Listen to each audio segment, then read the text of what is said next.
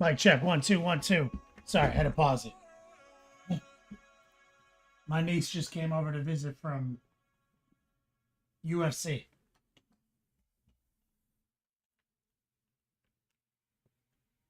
Doing some laundry for my niece.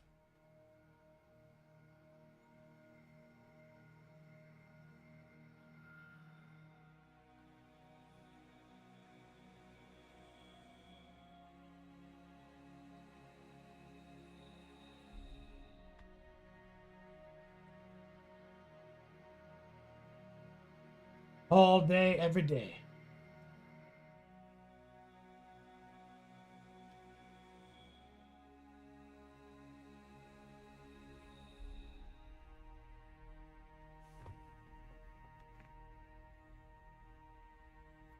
Ace, what's up, brother?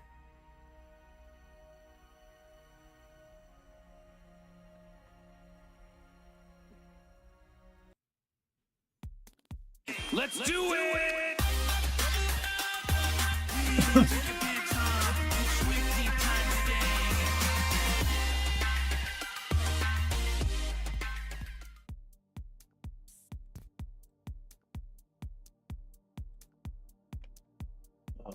Still up.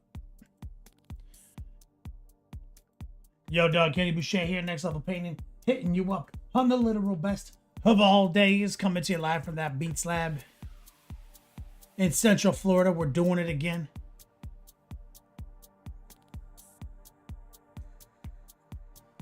What up, y'all?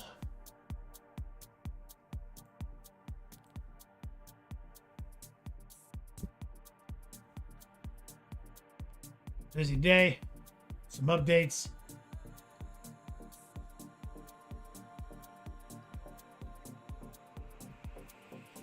Mateo, what up, player? Dr. D, yeah. It's been raining.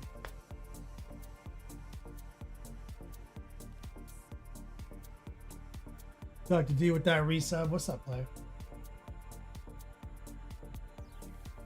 Elro in chat. What's up, man? So, we're going to be doing some giveaways today. The third dice bag. Looking for a home.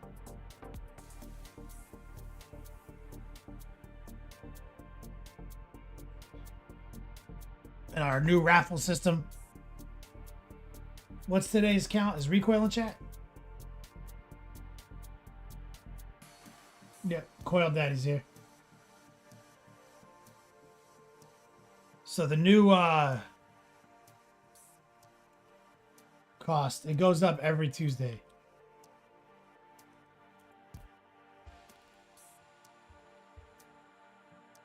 He says the new thing is that it's even more rigged. Templar.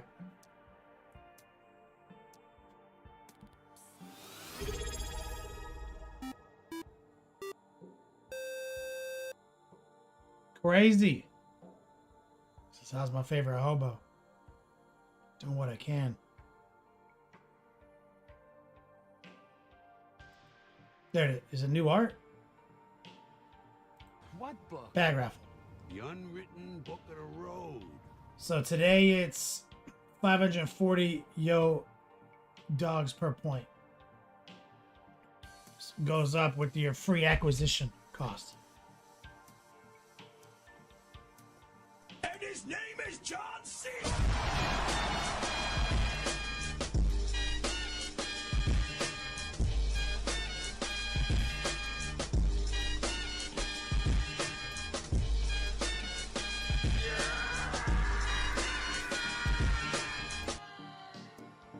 I am getting a fucking dice bag. You know, I was on Streamlabs today, Templar, trying to fix credit card. Opened the ticket, was talking to him. Since I'm a paying customer, they talked to me pretty fast. I was impressed.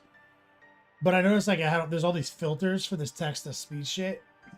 And I saw I had unchecked everything, like all profanity, everything. I was like, solid move, pass Kenny. And it just popped into my head as your prompt said fucking dice bag. Thank you. Let me get some love in chat for Templar who's getting a fucking dice bag.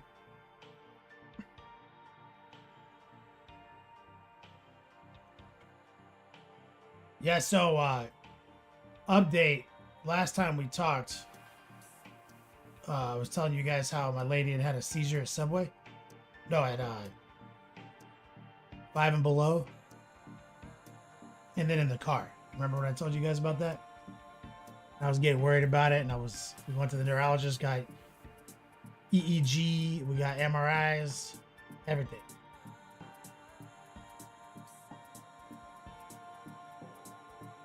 And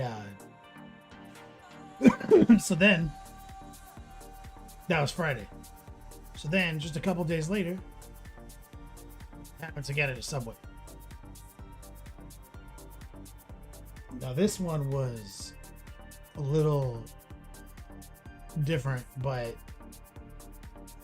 there is a commonality, and I feel confident in. Essentially, I've decided I'm a neurologist now. I am consuming all information related to the topic, everything. I created graphics. I have a calendar sheet I made with like all these timelines, drugs, everything, dosages. I created a drug cloud, everything, using like ChatGPT and finding all these pieces of information.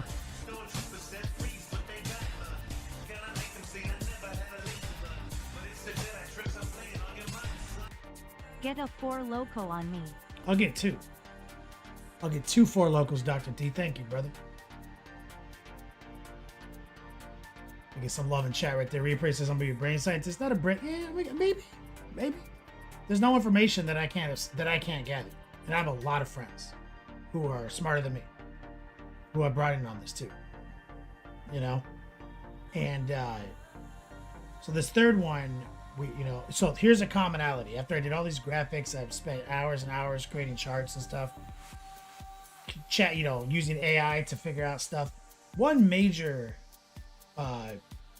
commonality I discovered, Dr. D, was all three incidences happened roughly the same time of day, roughly while doing the same activity, while roughly on the way to do the same activity. Right? It was a little after 1, before 3. It was out and about doing errands, and that moment when your lady's like, I'm shaking. That means I'm hungry. Let's go eat. I'm like, oh, you didn't eat breakfast, right? And all you had was coffee today.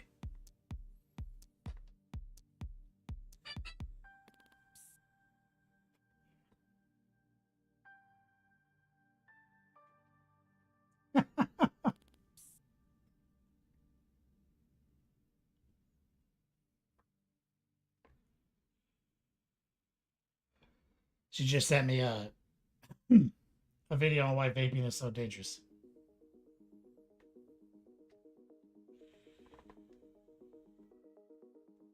She said, "Did you read it?" No, I'm working.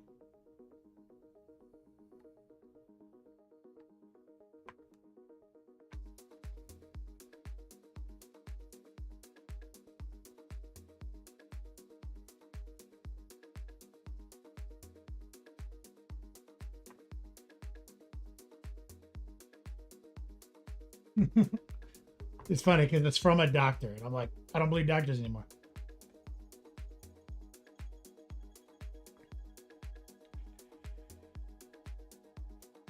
Mateo, much love, brother.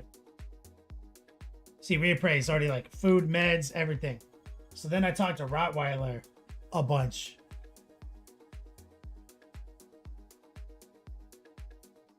I'm telling her all.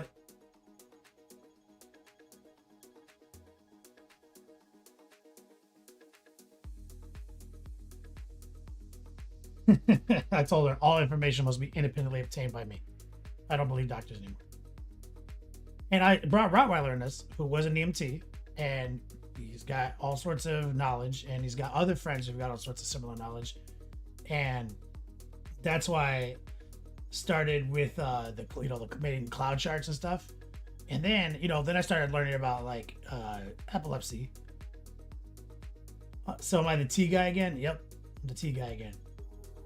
And so, right. No, I didn't ask him about food, Templar, never. But basically, I was like, okay, epilepsy is a neurological condition, right?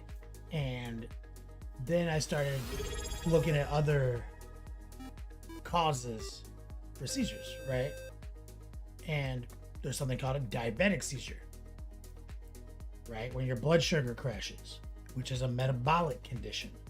So most information gathering has those in two separate categories. So they seem unrelated, right? And then I started looking at the medication interactions. They recently put her on metformin, which lowers blood sugar, but her blood sugar wasn't that low to begin with, or wasn't that high to begin with. Mac, what's up, brother? So that was like, and that was from a different doctor. It was from a gynecologist, right?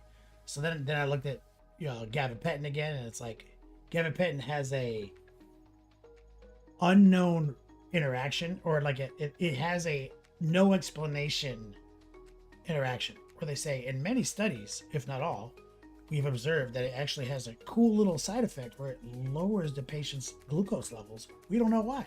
Like, interesting. So she's on 2 medications at the same time that lower one's glucose levels.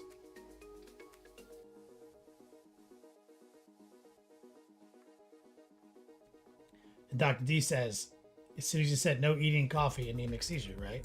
Which is what we're talking about. It's a metabolic condition, right? And so typically they say like you need to be diabetic to get one of those, right?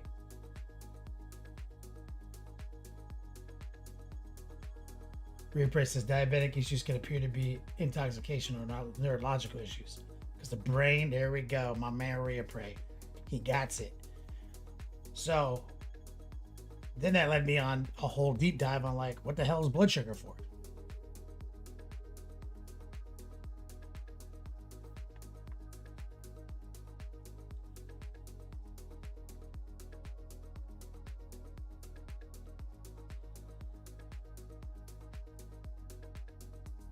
So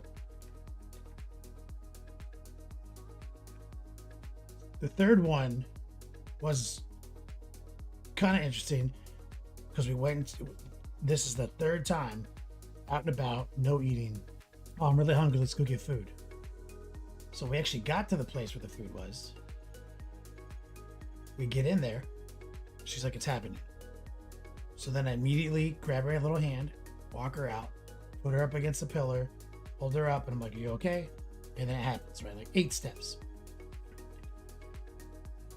And so this one is crazy because the community was involved in this one. So when I had only briefly spoken to the subway guy before I had to take her out, and there's this big dude and his lady sitting in there. And so then they came out after they saw this, and he was like, oh, is she passing out? And I was like, it's okay. This is what's happening. I need you to time this. I was like, it's been 30 seconds. He's like, got it. And he's like on the timer. I lay her down, everything. Another lady comes in, do I need to call 911? He's like, if it gets to 5 minutes, what's the time? The guy's like, 1 minute 30. I was like, we're okay. We'll put her on her side. I'm holding her little head. You know, this lady puts her purse under the head. Then the subway guy comes out. Do I need to call 911? I'm like, if it gets to 5 minutes, what's the time? The guy's like, 2 minutes, and now she's coming out of it. Right? Everyone worked together, man. This lady was crying. You okay, mommy? Are you okay? And the guy, like, everyone helped. And then the guy's like, the subway guy's like, what can I do? It's like, start making a 6-inch tuna, please. She needs to eat. And we go in and we start talking to the subway guy. And he tells me a whole story about the fact that he has diabetes and he had diabetic seizures. And I started thinking, right? Bro, people like that make me believe in humanity. Dr. D, for sure. I thanked every single one of them. Said thank you. This is why I love this community. Thank them all from the bottom of my heart. But then it was funny. And I'm going to come back to that. Thank you, Major Havoc. Maria Prey. Somebody guy told me, he's like, yeah, that big dude who came out here, he was coming out here to beat you up. I was like, what? He's like, yeah, he thought you were hurting her because from here it looked like you were holding her against the wall and you dragged her out of here. I was like, tight, as he should. Like, we got a good laugh out of it. I was like, as he should. You know? So that was kind of like an interesting version of events, you know, hasn't played out yet, right? Major Havoc, she's doing okay, much better. Kramus, what's up, brother?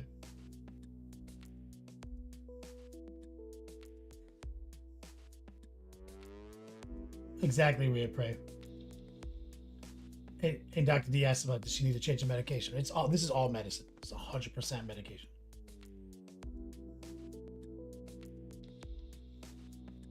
Right? Dr. D, the statement stands, right? And so then I got to thinking on that diabetes thing, right? And started deep diving. I was like, okay, metabolic condition, and she has epilepsy, neurological condition, but she's not diabetic. As far as I can tell, the gyno put her on metformin as like kind of to build a case for pre-diabetes and getting insurance to authorize some other weight loss drug. You know what I mean? But her labs, her glucose level was 86 or 82. Right? I'm like, okay, low side of normal, nowhere near high. So lowering that, I don't know. And then, but how would he know? He doesn't know she has epilepsy. So when you go back to the beginning of this, right? Repray, what's glucose for in the blood? What's blood sugar for? It's the only thing the brain, it needs it. It needs to be in your blood at all times so the brain can feast upon it because it can't store energy. And now the neurological condition enters the play. Ray Pray, I've got her with an emergency baggie of jelly beans right now. From the diabetic website, like of top 10 quickest deals. She got a little bag of jelly beans in her purse. He said she needs lifesavers, sesame crackers, oranges. I made her eat carbs for breakfast.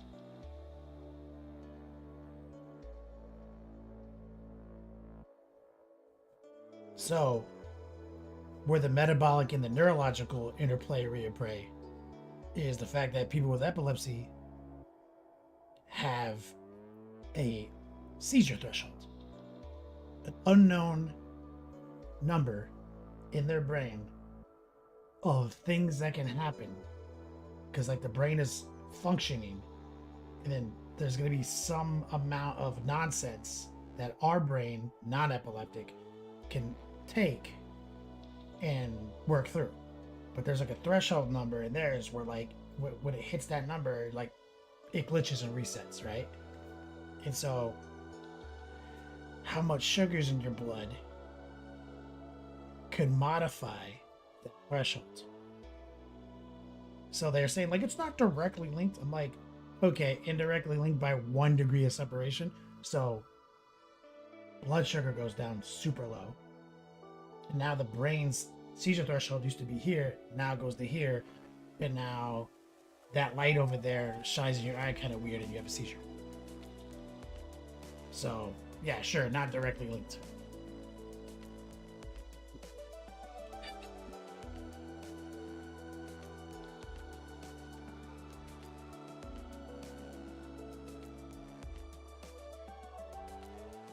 Next level jelly beans.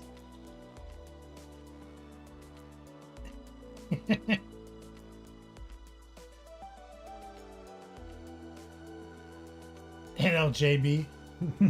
NLBJ. Is that what you're... Carbs. Yep. Carb starvation, Dr. D. Exactly. So I'm extremely confident in this. That gabapentin. Also, because that, remember that 130 timer I talked about earlier? That's about when it's flushing out of her system. And gabapentin withdrawals are known to cause seizures. So I put her on a 12-hour dose, 12-12, which the epilepsy center says they should never go longer than. And now we're trying to taper down. I'm doing all this without fucking doctors. Can't count. Mathing it out. AI, 10%, 15%, this, that. And bringing it down while making sure she has, and we cut out the metformin immediately. Because the only side effect of not taking your metformin is your blood sugar goes up. She already had really good blood sugar. So we cut that shit out. We're mitigating withdrawal. I forced her 2 days in a row to eat breakfast and she's so mad at me.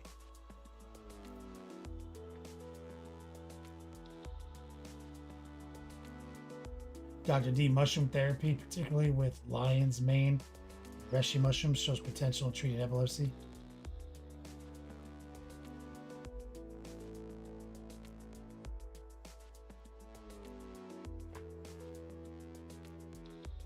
I'll check that out. That's right, Reapray. Too many experts acting independently without consideration of a baseline. That's why I created all these graphics, and I printed them out, and I bring them with me to her doctor's appointments. I brought them with me to the podiatrist today for a follow-up on her little toenail.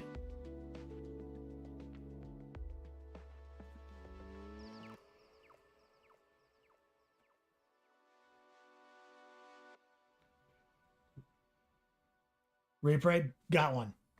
I tested her blood this morning.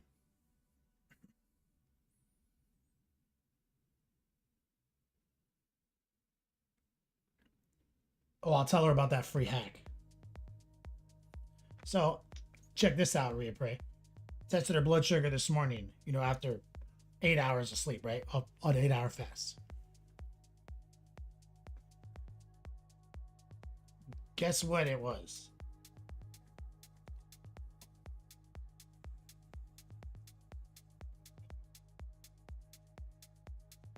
Fucking 76.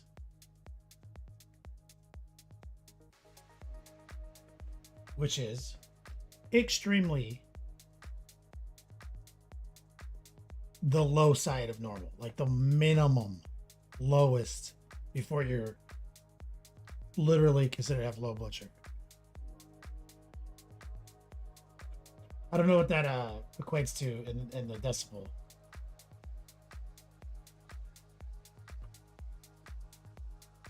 Yeah, the idea rampage is a little low, right? So she's waking up with her blood sugar a little low, not eating carbs. Gabapentin is probably keeping it that low because it last labs of a 12-hour fast was 86 or 82. So gabapentin is making it in the 70s when she wakes up, and then metformin is crashing it below 70.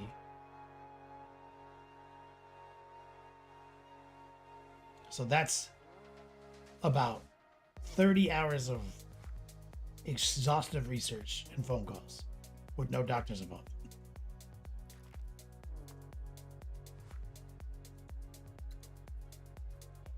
Eating rampage. Like that, they put her on it, like I mentioned earlier. Her gyno put her on it to set up a pre-diabetic narrative to access some of these semaglutides for insurance. Like, well, because he's trying to flip that shit. He's like trying to get, you know, he knows that all the ladies won't take it, and so he's like, oh, if I can get insurance to cover it.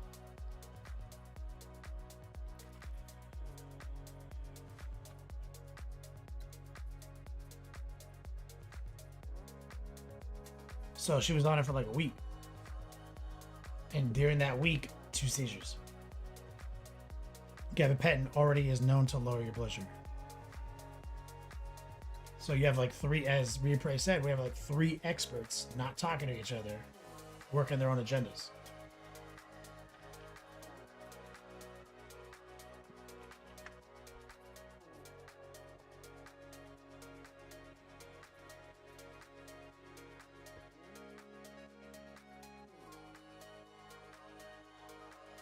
Hey, Rampage, you're diabetic, so that's not great. The number's not great, or like metformin's not great. Because I'm like, I'll take either. Fuck them.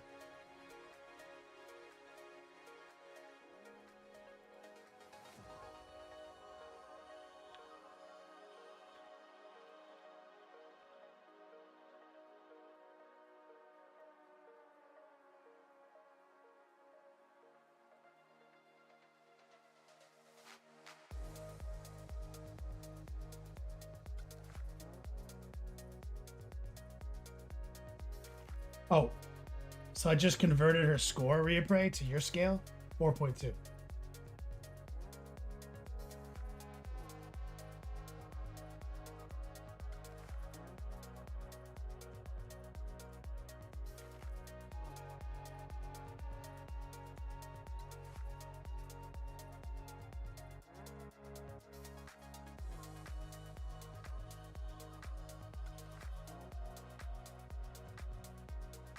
Rhea, what's a GB1?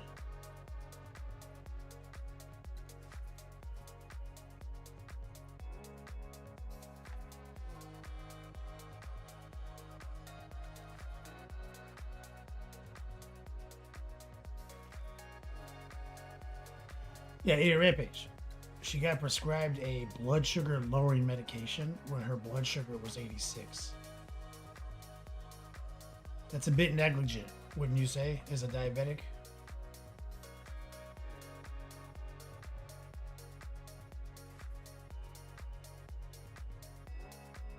Mech Boy, you're type 2. Carbs. You know, it's one of her good friends, Alex, is type 2, and he was telling us a similar thing.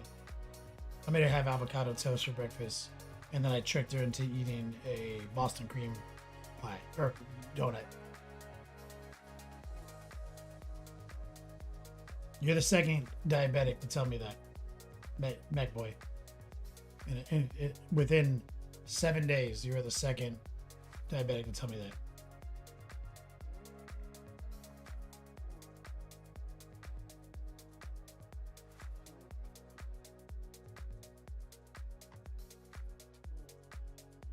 The protein oils from avocado will do wonders for her. Yeah, I had her on a great I had her eating really good during the school year, But then she gets in her head like to try different things when she's not feeling confident about her body.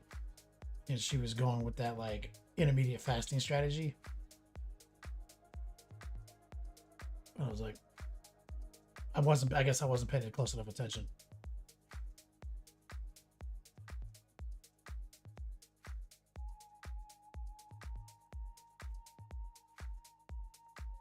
Right? Eating a rampage? Like, that's a good number. Oh, does she want? I think it was more of a like she expressed interest to it to the gyno one time reappraise, and he's all about getting insurance to pay for it so he can get more money. I don't think she cares that much. It was just like, well, if it's free, you know. So now I'm like, we don't go anywhere without our charts that we created, and we are in charge of our own destiny. So we switched to a new neurologist. She got the MRI was a struggle for her. She like that was rough for her. It was 45 minutes and she's claustrophobic. The tech let me in there though.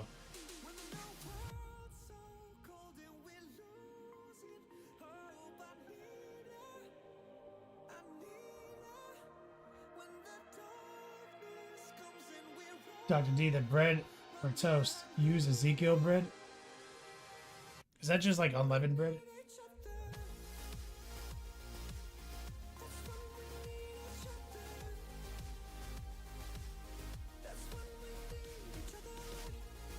Okay, Rupert. Well, that's the update, guys. I think we have it figured out now.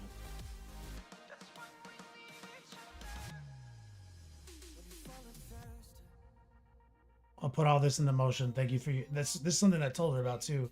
Is that like I got a lot of smart friends,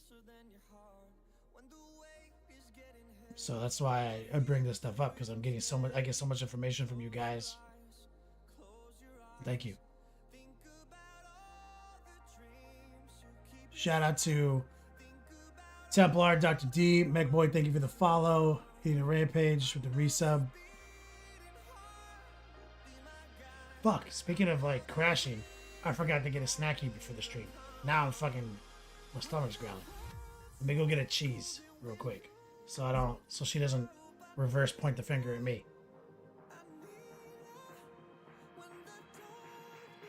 She'll be like, see, you didn't eat all day. Be right back.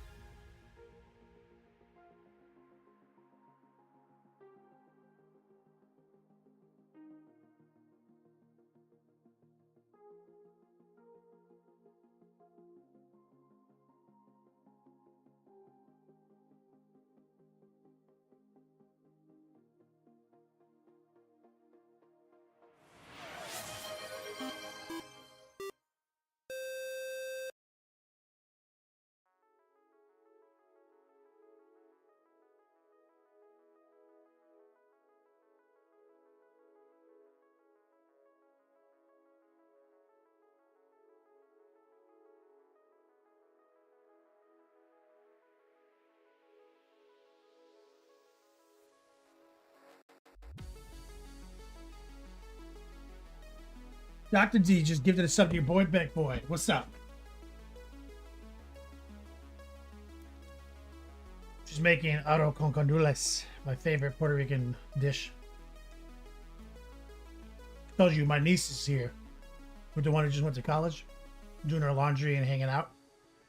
She's trying to become a teacher. So she's doing her hours at my lady's school. So she's going to spend the night and my lady's making dinner. UFC.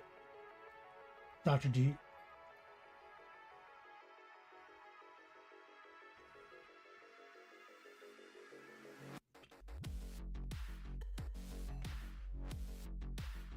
Got a cheese.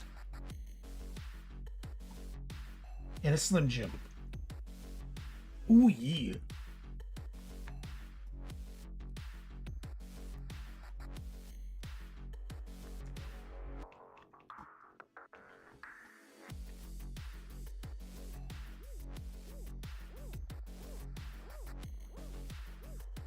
Oh boy, these are good.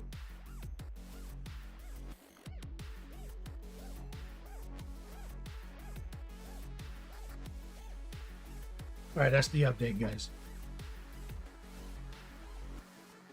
Thanks for letting me talk about it. I don't have a lot of outlets for this shit. Exclamation point, new art. Tonight we're giving away their dice bag.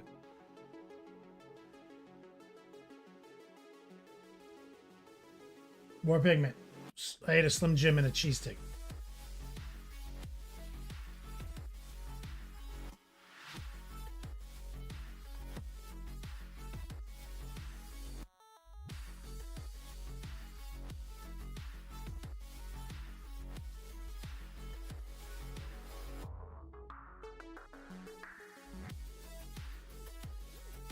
Absolutely, Dr. D. Oh, yeah. That's right, more pigment. Banhammer. Medical update.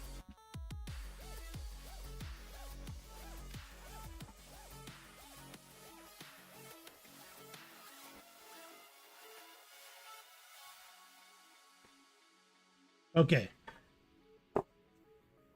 So we left off on...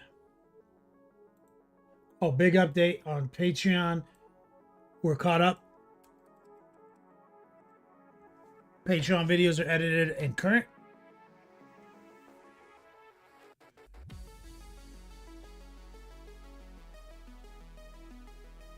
And we're still working on the body. So we did some extra effects on this side just for the camera. But we're still in the process of deploying the shading, which is a really cool technique. Anybody tuning in for the first time, I'm about to show you some easy tech. Swoop says, haven't been painting for a while, and I tuned in to see one of my favorites with their Jack Blackbeard and Full Power.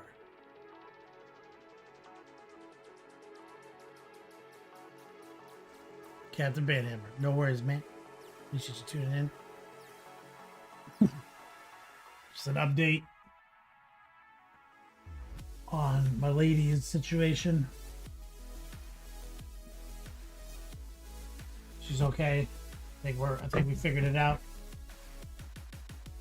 It got worse before it's getting better.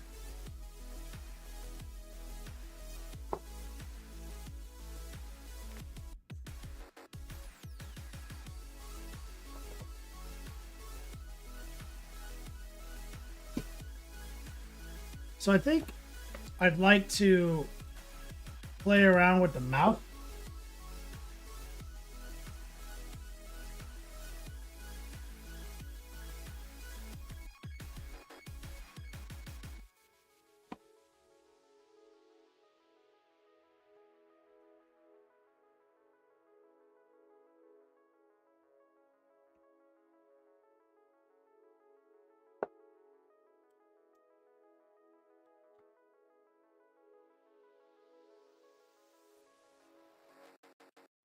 The stomach mouth.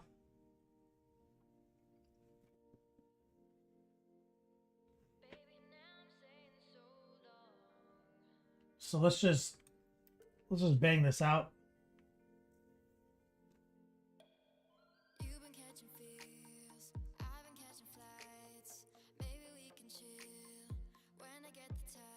Now I'm trying to figure out what we're gonna do with it. I'm kind of looking at the box art.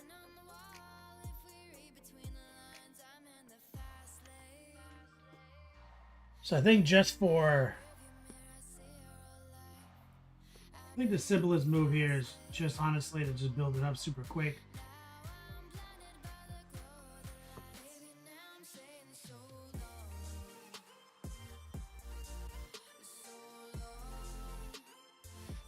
Or just stock,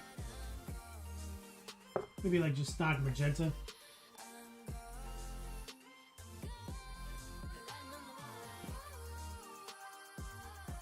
Scooby Druid, what's up, brother? Scooby Doo is the commissioner. So because we used kind of the speed paint strategy for a lot of the pink, we had to consider that. And so what we did was we used the magenta wash, like kind of right over like that warm white tech. So that's got to be linked to this. So what I'm going to do is I'm just going to take raw magenta paint. This is the wash, and I'm just going to kind of stain this wash a little bit. I mean, I'm going to stain the magenta with the wash. And just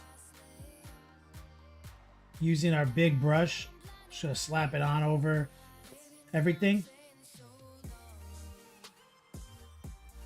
And it's a dark gray. So gray will usually give you pretty decent stick. And so once we have enough paint on here, we're just going to spread it out. And it will be a relatively low opacity coat because the wash that we put in there to stain it down, link it, is watering down the product a little bit.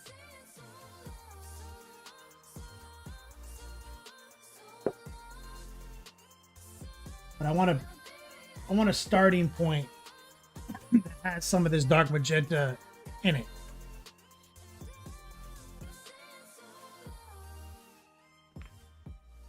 This we've been using for this project. This is the magenta wash from Monument Hobbies for the AMP line.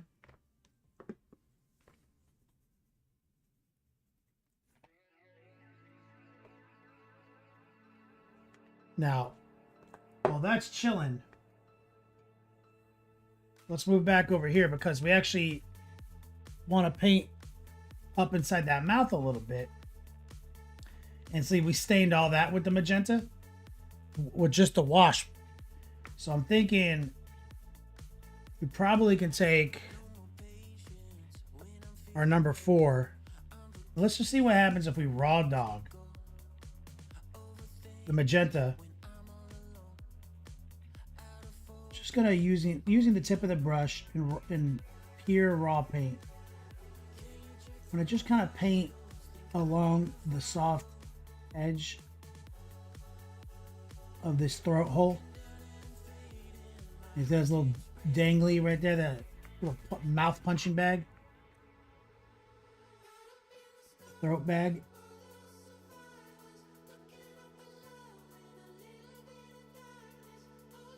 And we're just raw dogging this, right? We're using heart pulls.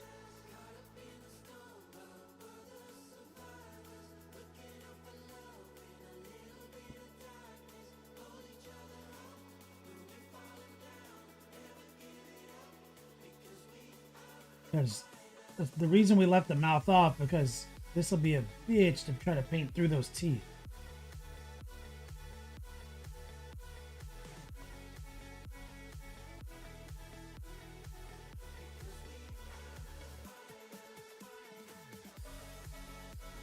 That's right, Greenleaf.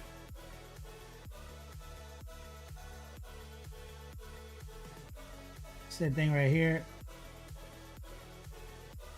We're just gonna focus on kind of center mass.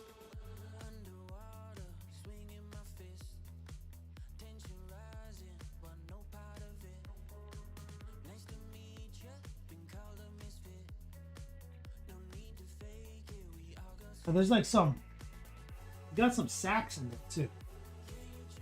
Some throat sacks.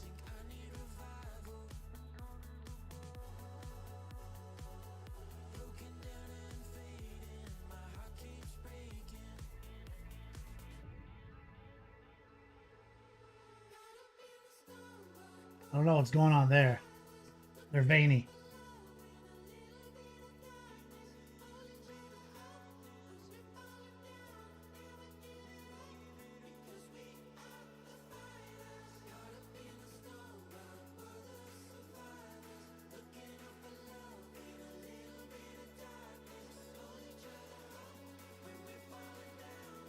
Like I said, this is just stock magenta.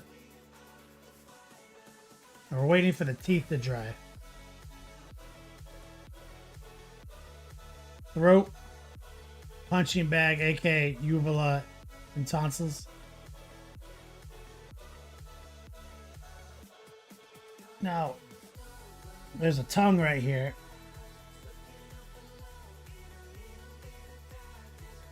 And we're just going to kind of paint the top of that as well.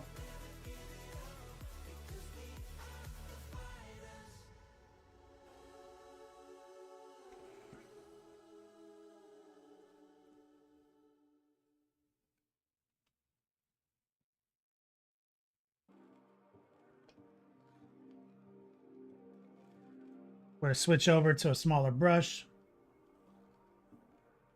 What are those Dauntless brushes? And we're just going to move through here. You know, and actually it might grab some white for this. Because this is already pretty pale because of the way the airbrushing laid out. So there's some white. I'm gonna mix it in with the magenta.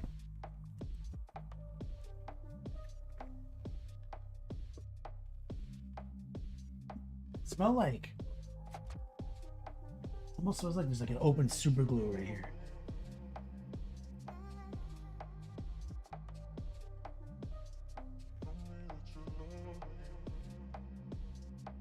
See, and this is magenta white.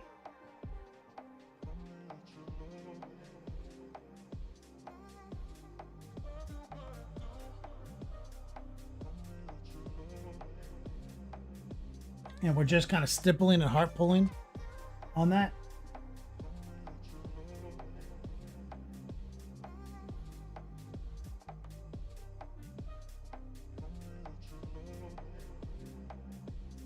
On the raised bits.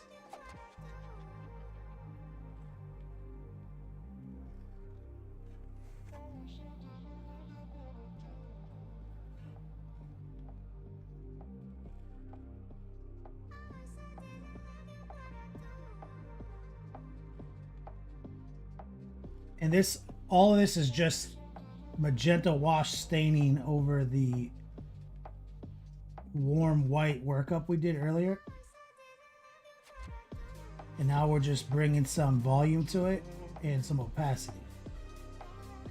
The problem with speed paint strategies of like value painting is it always looks unpainted to me. It always looks like a watercolor versus an oil painting.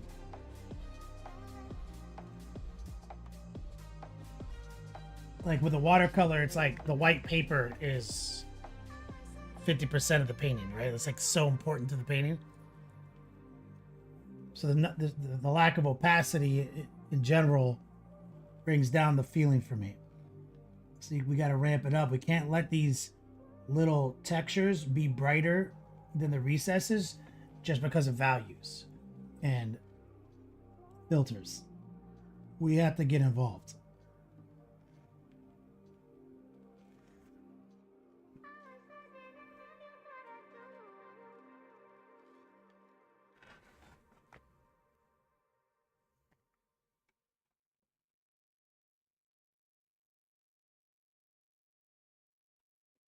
Okay.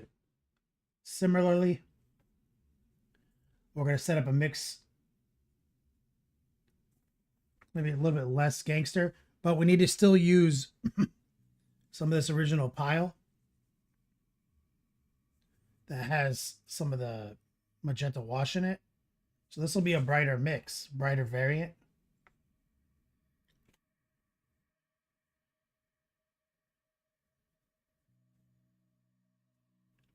We're going to move in here.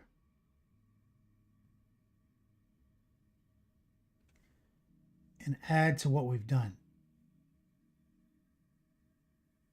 Using heart pulls and stipples.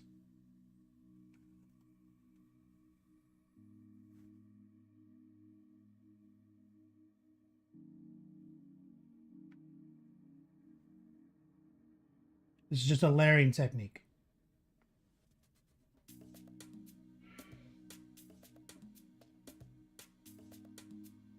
We're not actually blending anything. We're just stacking.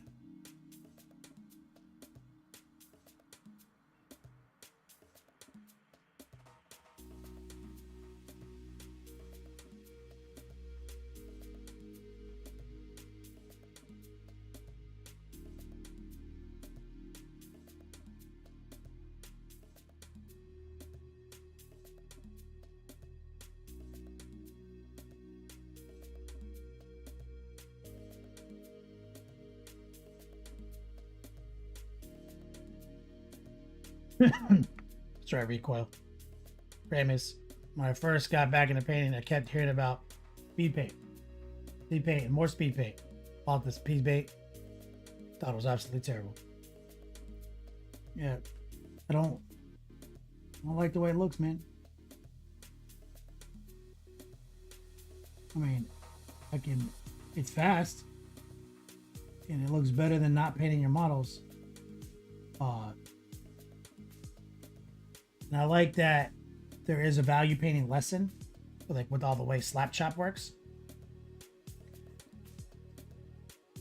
But I think getting locked into the speed painting ecosystem essentially keeps you from advancing your art technique.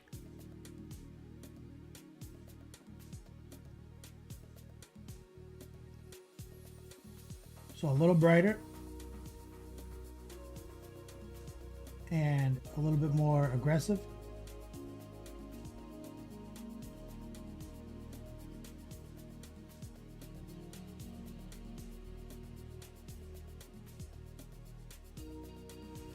Which will lead to maybe a little bit of a shinier finish.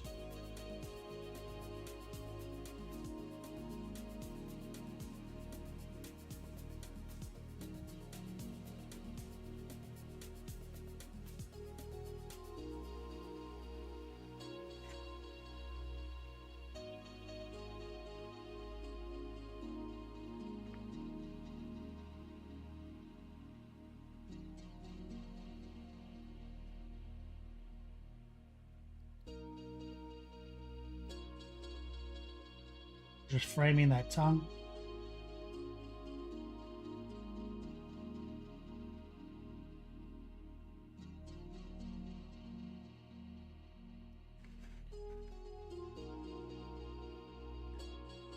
We'll take some water,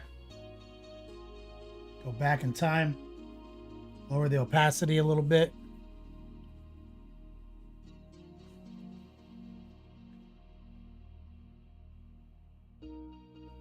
Yeah, like we used the magenta wash kind of like as a speed paint on some of this.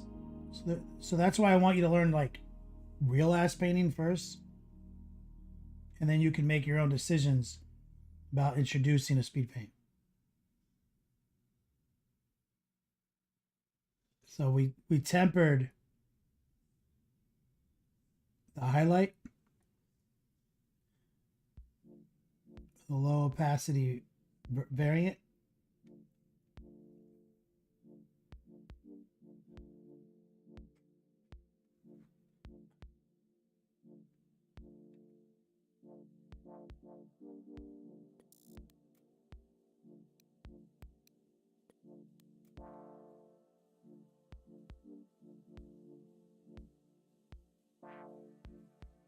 Forgot about these little balls. Essentially, they're these like little veiny sacs.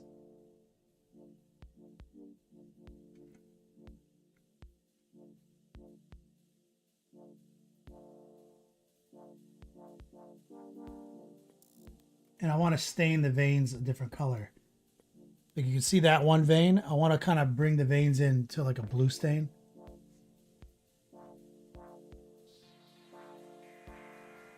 See, here's the vein.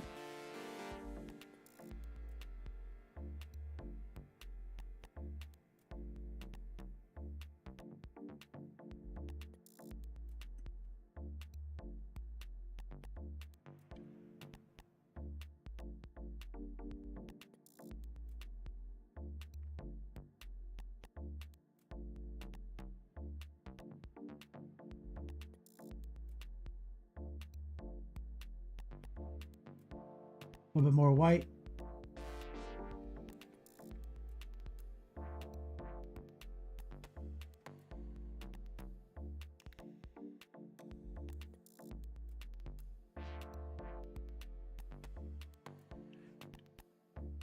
A little bit more exaggerated.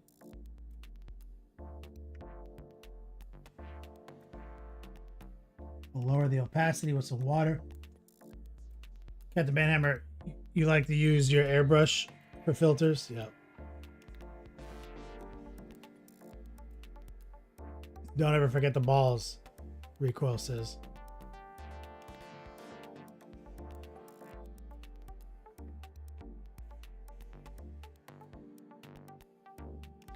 Kramus, you were gonna fill in a local beginner's class and then you found out it was a speed paint class.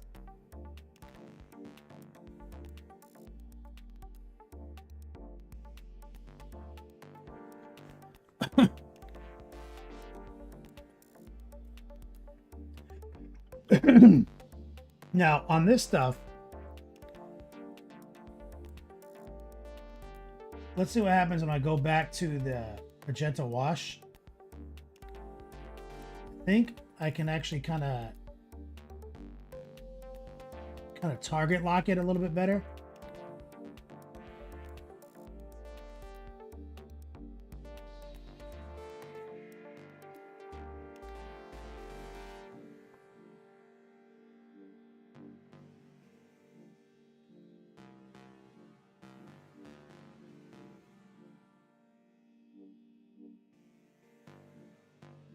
And I think I should, even while it's still wet, I think I could take a little white.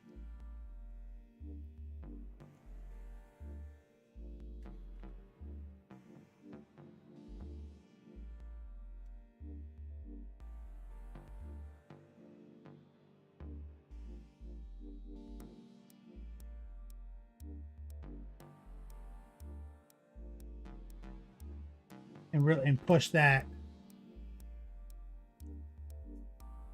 blush effect a little bit further.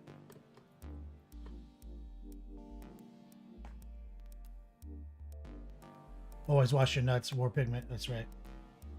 Banhammer, the wings of Mortarion, ivory flesh tone, value map. Hit with speed DoorDash paint the in the missus airbrush. some chicken noodle soup. This is not right! What the hell is this? From the RKO! And both men are down! This is...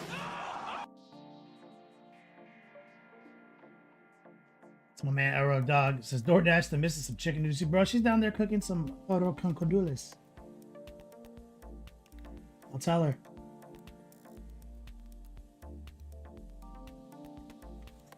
Let me get some love and chat for Oro. So we're taking some of that magenta wash.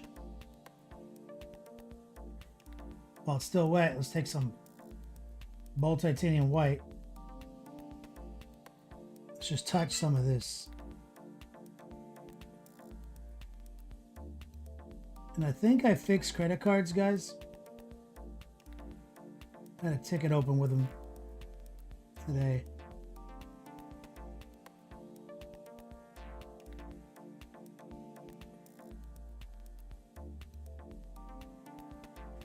So you see it and see that skin around the exteriors, like we're basically removing the desaturated effect and resaturating it. Throw the wash on. It resaturates what we've done. Pick up the pure white and just kind of stipple at some of the bigger bulges, twists and turns.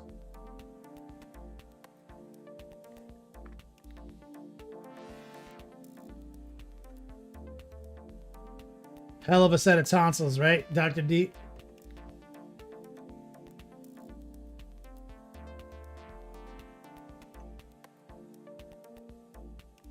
He says send that stuff up north.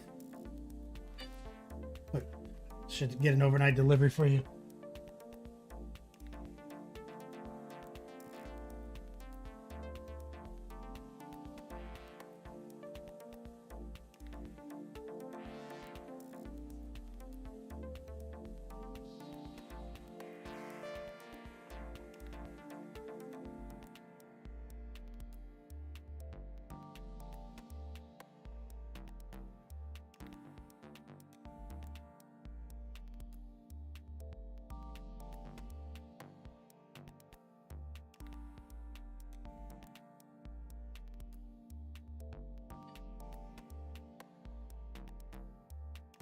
Push it a little further right here.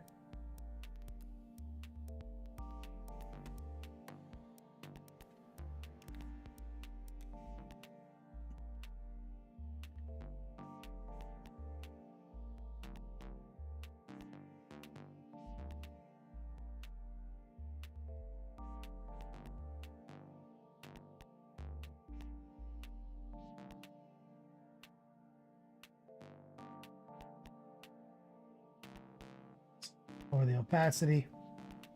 Get a little water. Go back and time a step.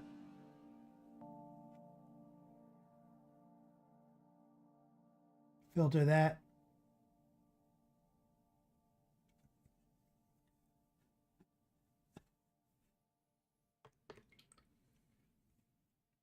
Now let's just do a dry fit.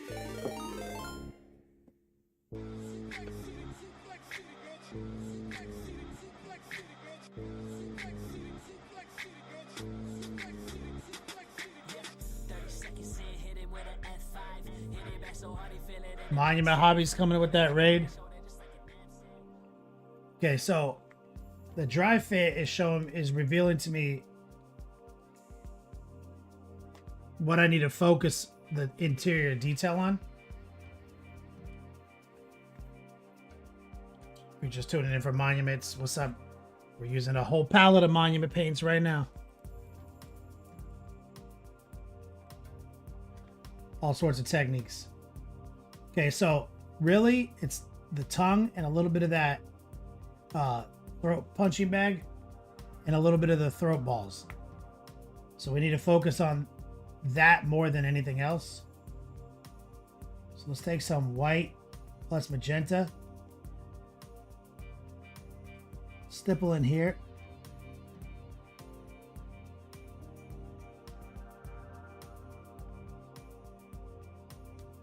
A little center mass.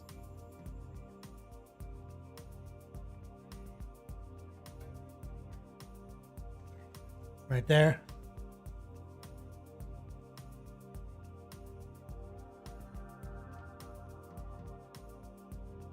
I'm going to kind of frame the punching bag a little bit.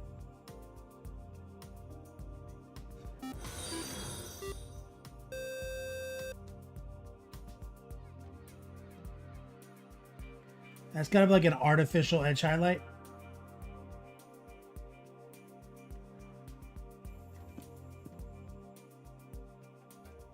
It's just gonna make it show better from within the mouth guard, essentially. Now on the tongue, I'd like to get a little bit of horizontal action. So I'm gonna just run some heart pulls. White right there.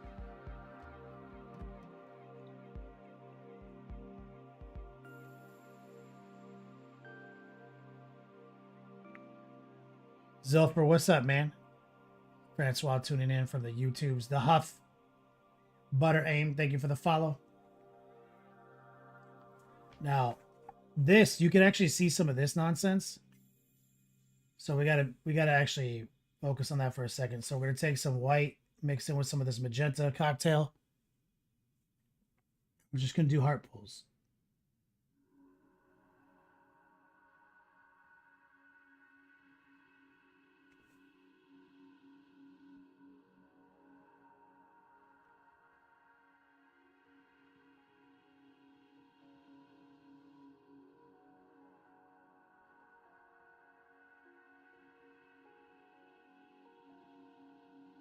Might even go a step further. Let me see.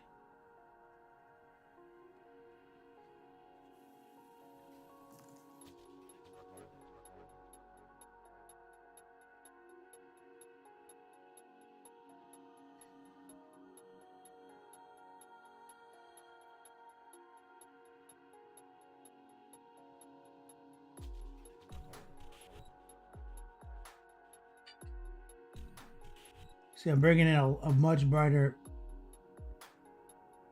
cocktail,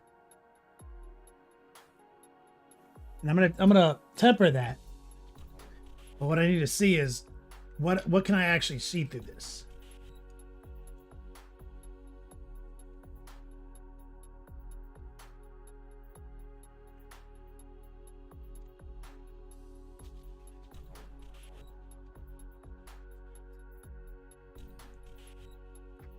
Things painted a dick.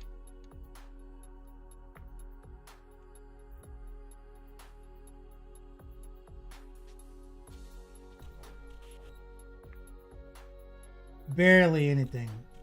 So I'm not doing much.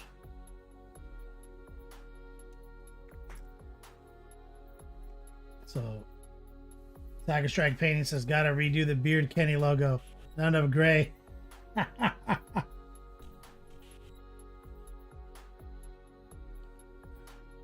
It's the lighting, bro. All right, we're just bringing some kind of glazing in right here. Just low opacity magenta. So you can barely see that.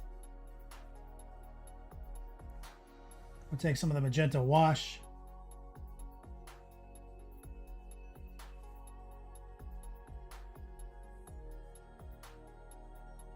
Run some lines through it.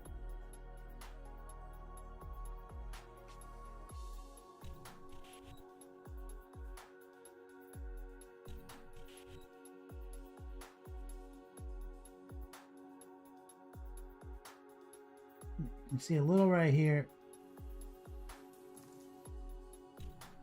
but not much.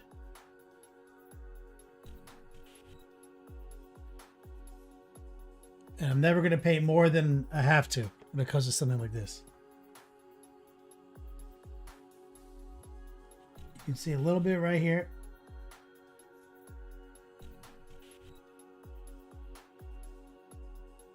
So I'm bringing that line down a little bit right there.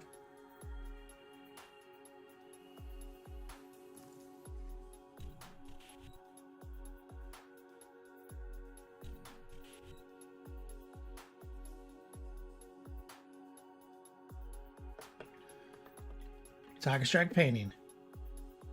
But let's take a little of the jade we've been using.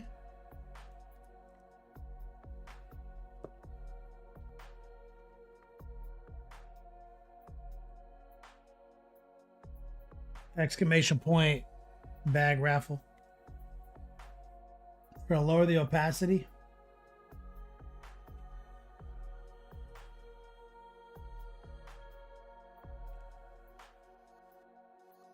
What book? The unwritten book of the road.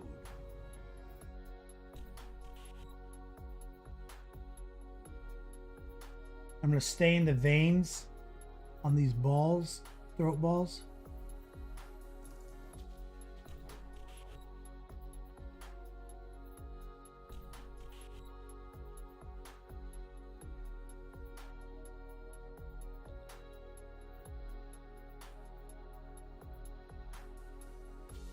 Kind of blew them up a little bit.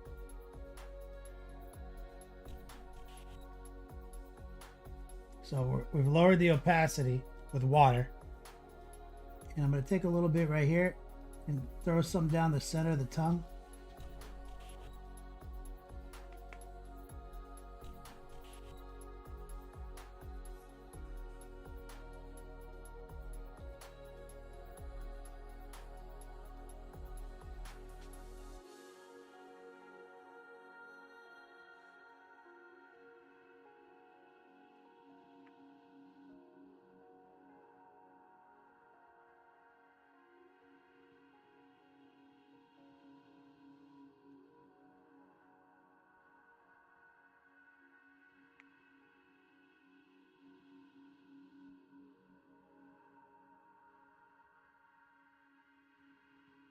More.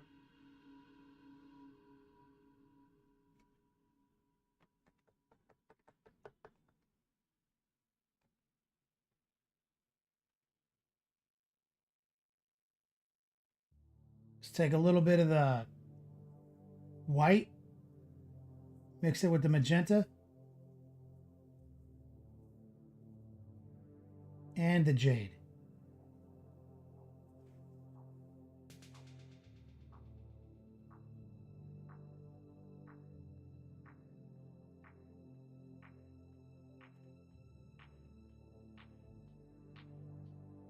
Work those little striations.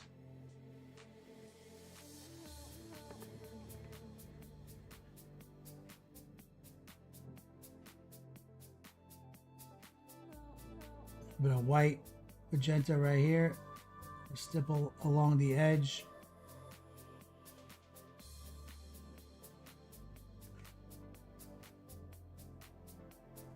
Go back to that mix that has all three combined.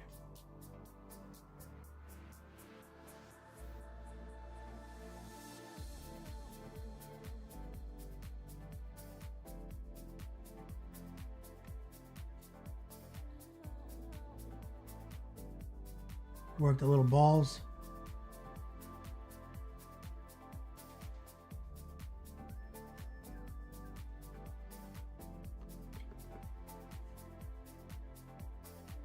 Little white plus jade.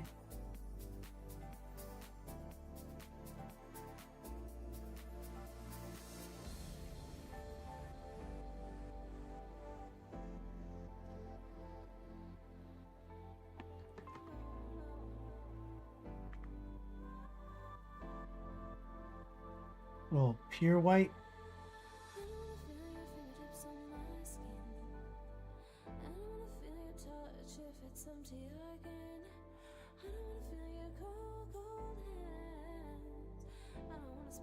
Along the edge of that tongue.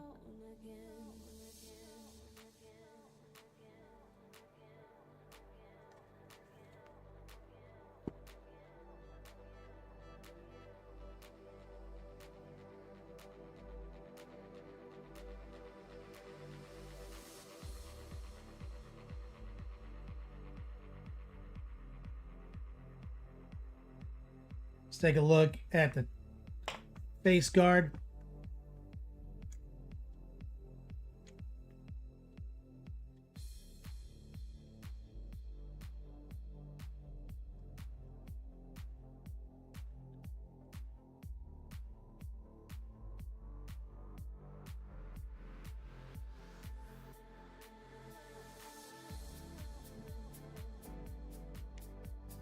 Now, I do think I can go a little further after all, right here. Grab a little noosh. Imagine all those people who will not put in the time for this kind of detail. Well, I'm just trying to show you how to make it easier, because if you glued this on and just prime this guy, I guess you're just gonna ignore this detail? That would kill me.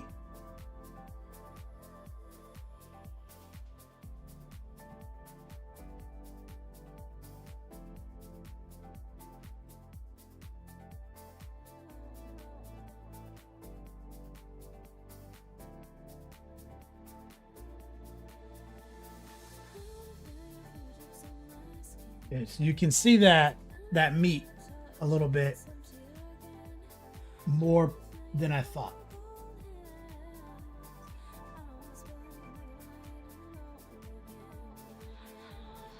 So let's take the jade and some water.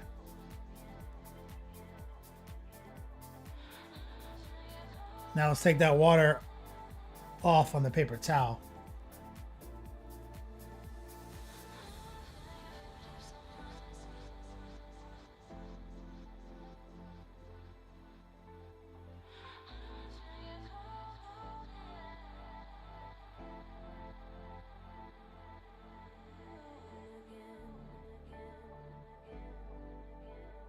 Put a little bit in there.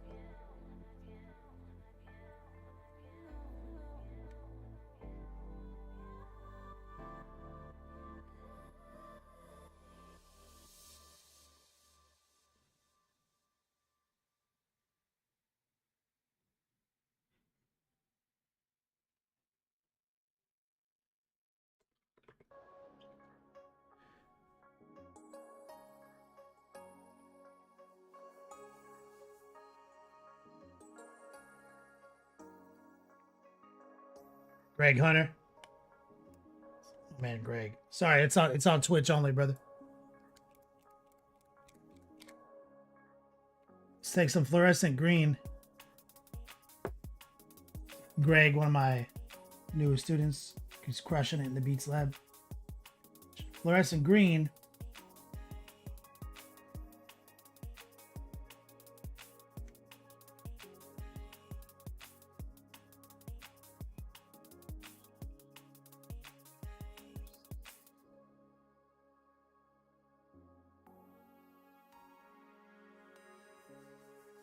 Some of that through.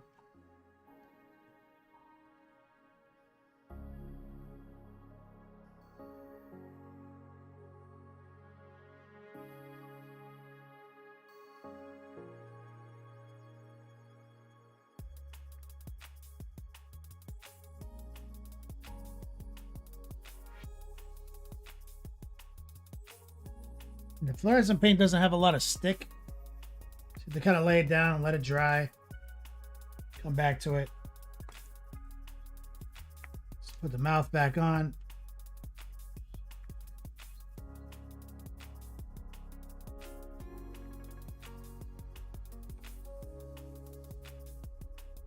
What book? The unwritten book of the road. Let's take a little of that magenta wash again.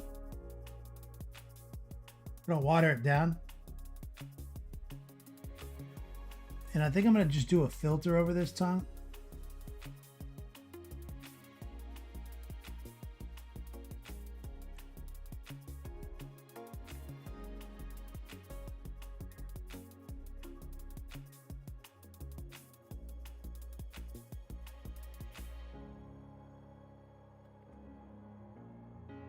Turbo Nerd, what's up, brother?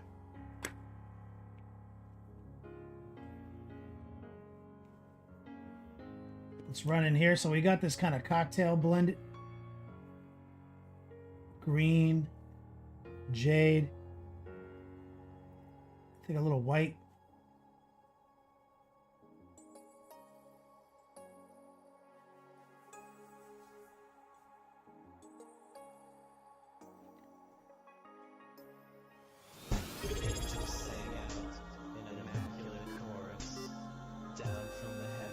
I'm gonna run a couple heart pulls.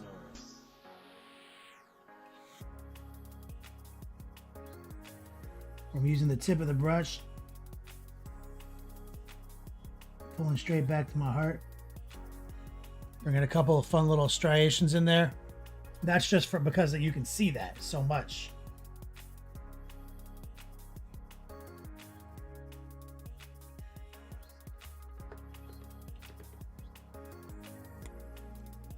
And I like bringing the fluorescent green in.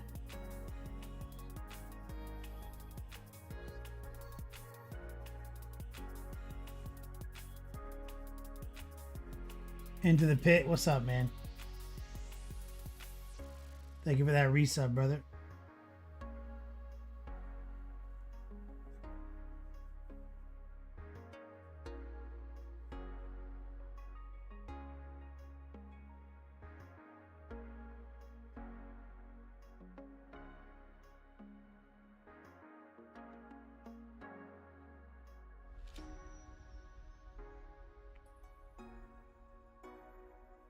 I think I'm fine with that, because at the end of the day, this is deep inside of here.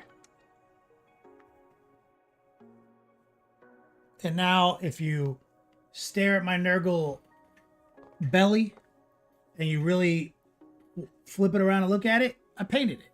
I painted all of it. Is it painted as good as the rest? No. It's painted like half as good as the rest.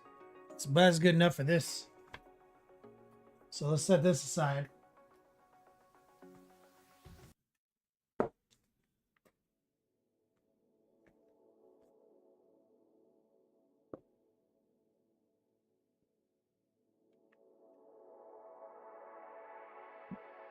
And let's just be efficient. It's a small dry brush with some white and some magenta. And we're not really drying the brush off. We're moving on decently wet.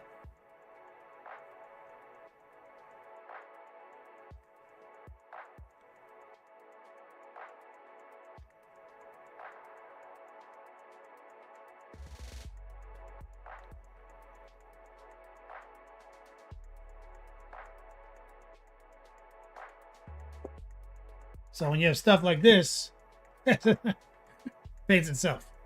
We sunk more time on that other shit, you know?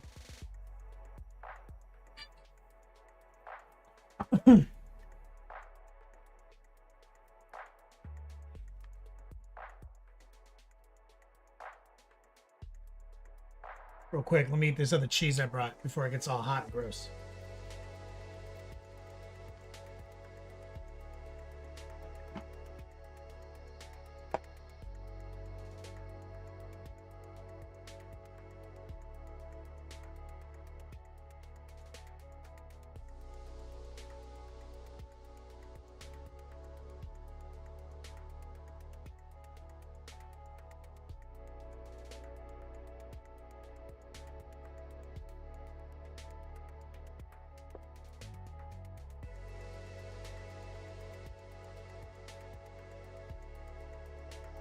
That's it.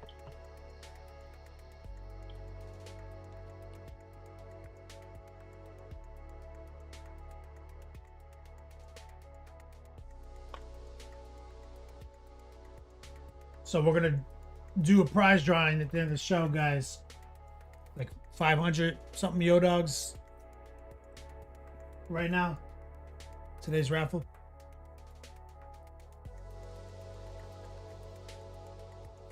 Shout out to all these supporters.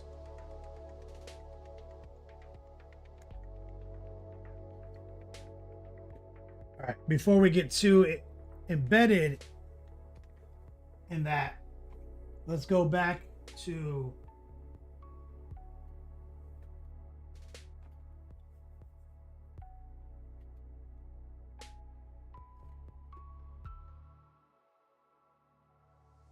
let me get like I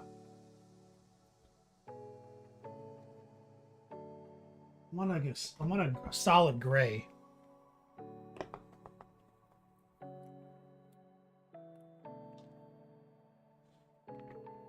Now I want to beat that gray up with some warmth.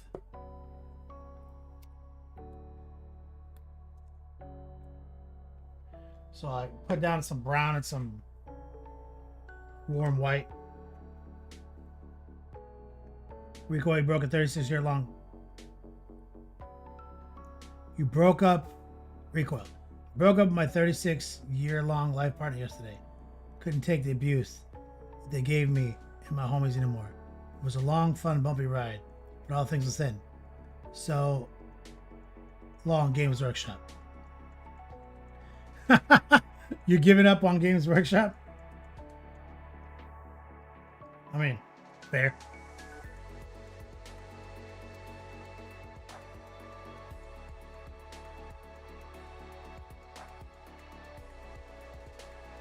So we made a warm gray. We're going to add more warm white. Let's go through. And we're going to use a kind of a sawing stipple and a heart pull.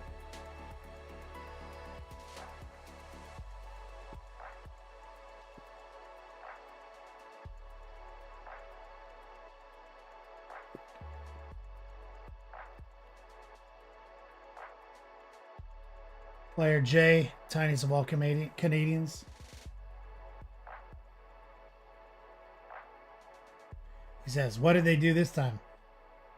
Well, recoil is in Canada. I mean, not Canada, in Australia. So, pick a thing. Criminal arbitrage, inflation, lack of availability, shitting on their local game stores.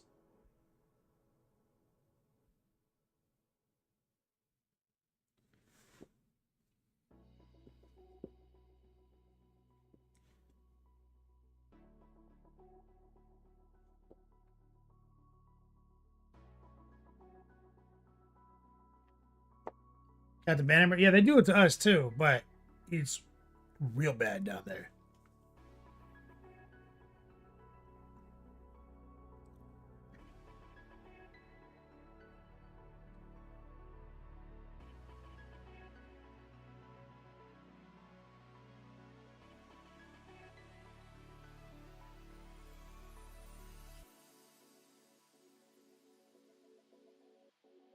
Just make sure we get behind and around the sides of the teeth. You can't really see this part,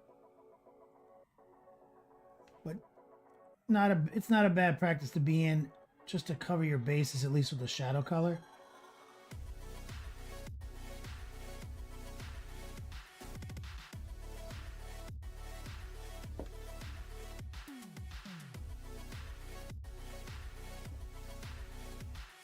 That's it.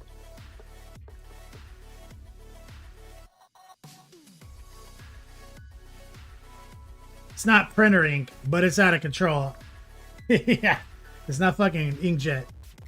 That's right, the huff.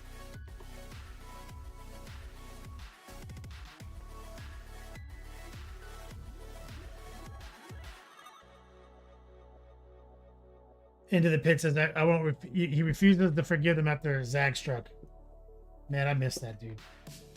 All right, so now what we're gonna do is we're gonna take a lot more warm white, and we're just gonna do heart pulls, like pretty decent sized ones, and there's lots of striation in these.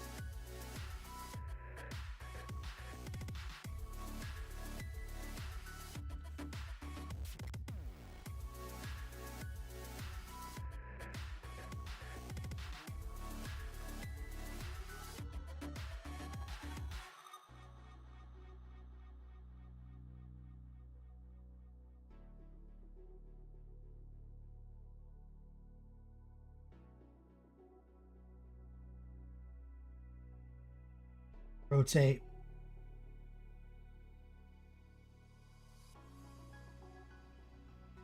And we're mostly repainting them. Just leaving some of the darker position behind.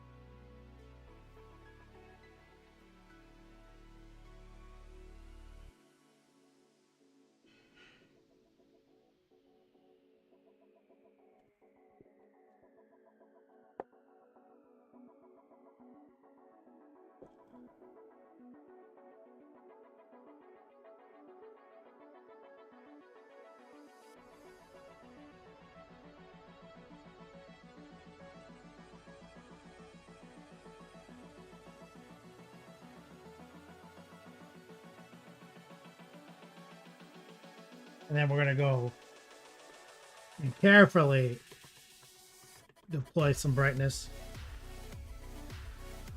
Panhammer, their ability after 30 years to figure out how to run a business. It's crazy, but they keep making more money.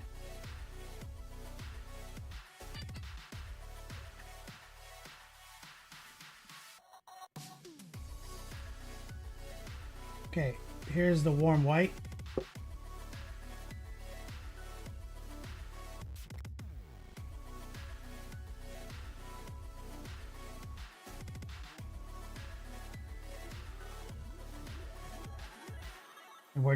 And we're doing a heart pull from the tip.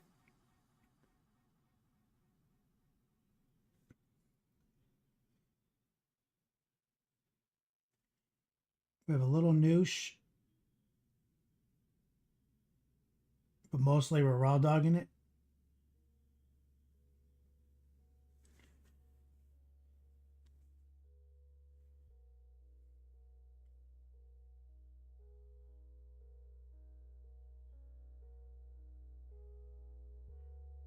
And we're following the architecture of these teeth.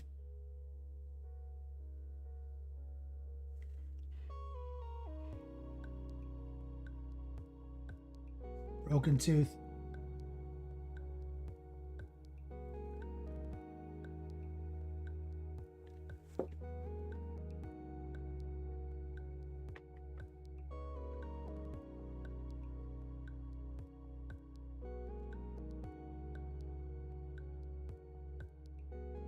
Francois says there's a sucker born every minute. McBoy says when people keep throwing gobs of money at them, there's no incentive to exactly. We're talking about for years in the podcast. It's like, okay, well, we like to talk shit about GW, but we keep buying and incentivizing them. I tried to organize multiple boycotts over the years. When they did that whole Dominus box fiasco, where they called all the account holders and got them to make their orders, but then essentially they just farmed that as a pre-sale list, then allocated X amount of boxes to them, regardless of what they wrote down in the pre-orders list, and then they put the rest on their website and cut out the game stores, which is where community is born. So I was like, I'm voting my hobby dollars. I'm not going to order from their website. If I don't get the box, I don't get the fucking box. And about 6 months later, I got the box from my game store.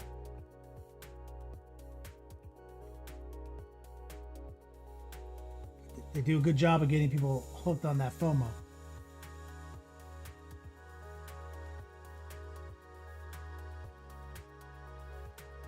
So lots of people ended up going to the store. The web store.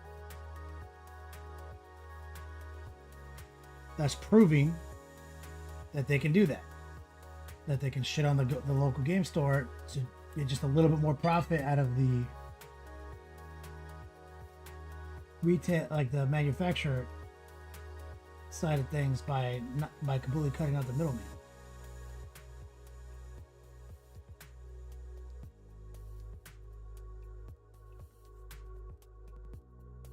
Shout out to Retcher.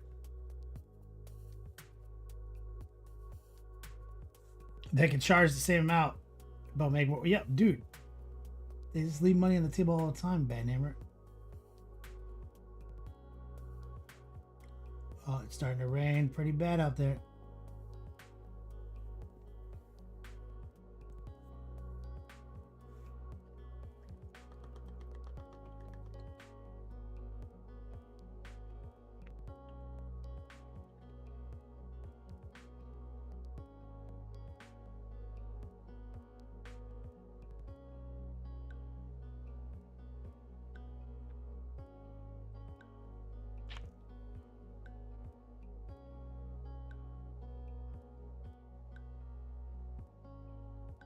I have a feeling I can use this little brush again.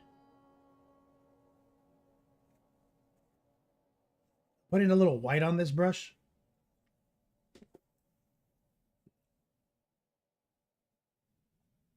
I think I can kind of dry brush the teeth now. The final top coat.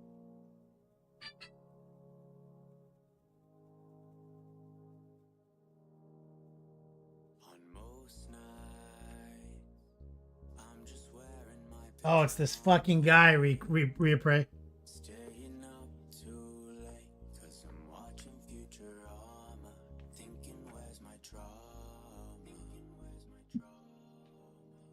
my life's no melodrama, leave it off the screen, 'cause it's got no genre, sometimes I call my mama, ring, yeah she's always my armor.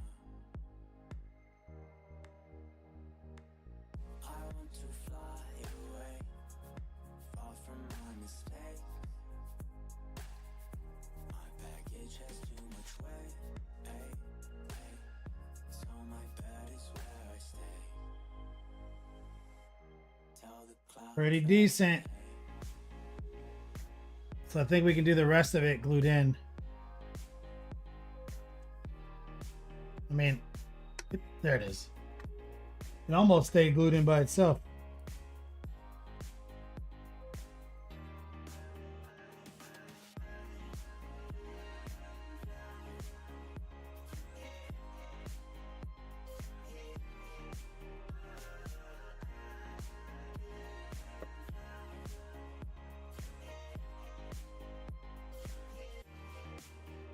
yeah, I know it's a phase, but it's hard. Oh, I see. It's here. Realize that I'll never be a quarter of the man I could have been. Pretty well pressure fit So I put just a small amount of glue on the top. I feel like that'll just hold it in there.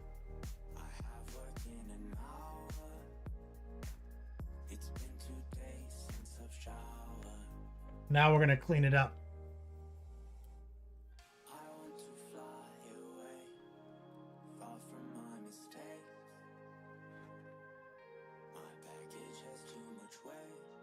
So let's grab a little bit of our cocktail.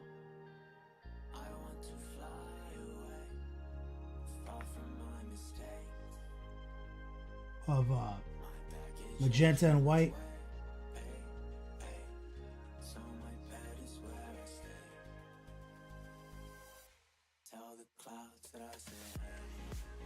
A little noosh.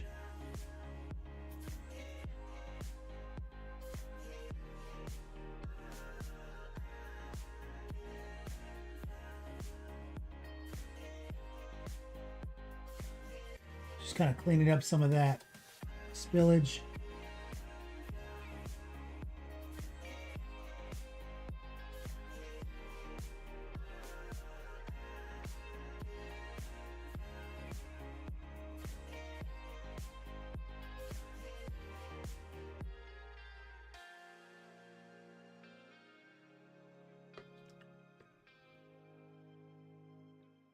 Have a little pure white.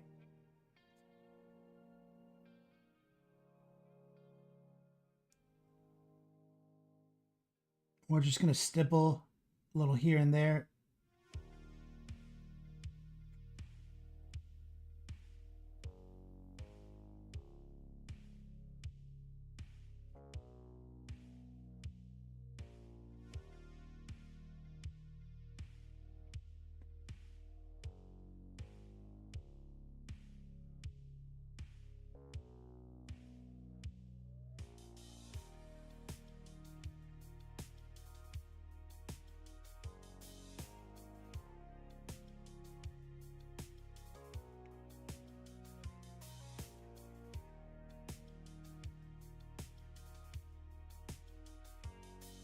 I'm going to move up brush size.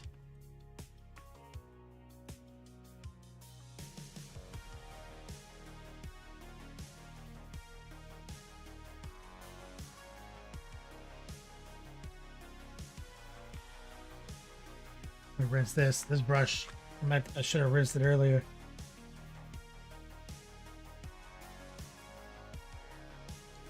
So what we're doing here is the similar situation where we have the magenta, little white, which is pretty much all we've been using for this. So remember, we just dry brushed the mouth. So now we're going to kind of smooth some of that out with just some top coats, basic, raw dog, layering, heart pull.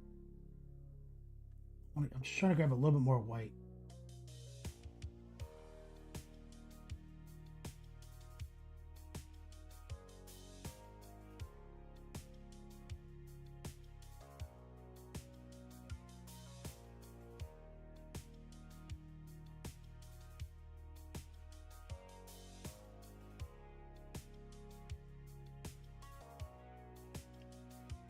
So anywhere where I see the dry brushing looks a little rough around the edges, we're smoothing that out.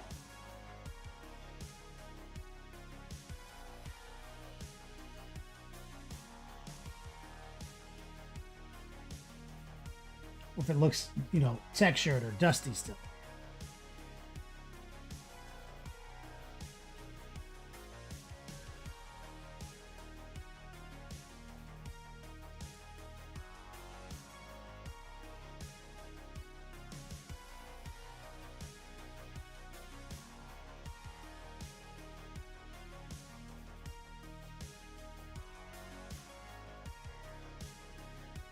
Rinse that. Director, you having a whole ass conversation with Coil Daddy in there that I missed. Captain Van Hammer said, Austin taught you to always live on a hill. I need to get me one of those hills that you speak of out here in Florida. I'm using a little brush soap right now because this brush is a little bit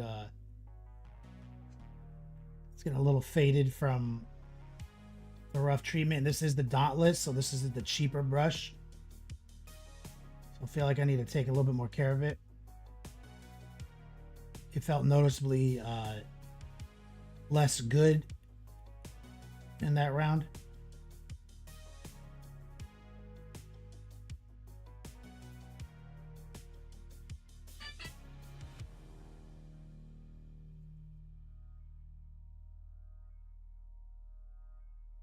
So I'm just trying to clean it up.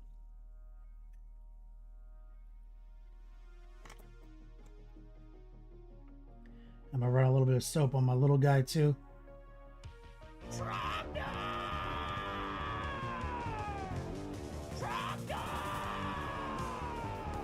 Burninating the countryside, burninating the peasants, burninating all the people, and if that's true, cut it down!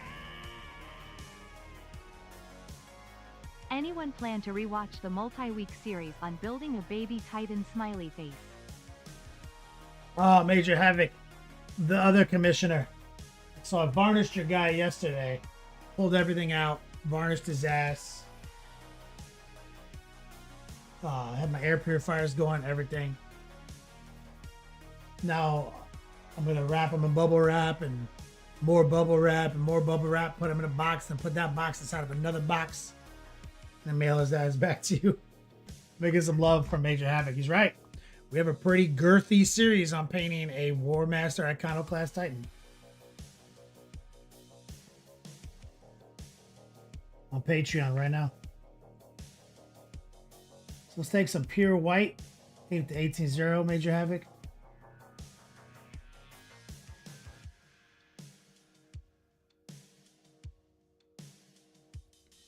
And let's just confidently deploy some stipples and heart pulls of some raw dog bold titanium white on some peaks.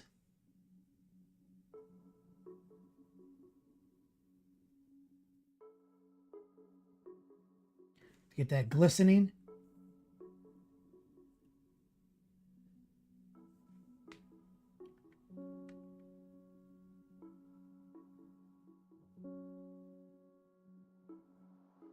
And it took like 2 seconds to dry brush all that.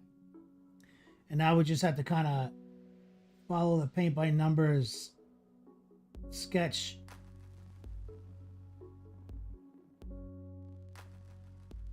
That was revealed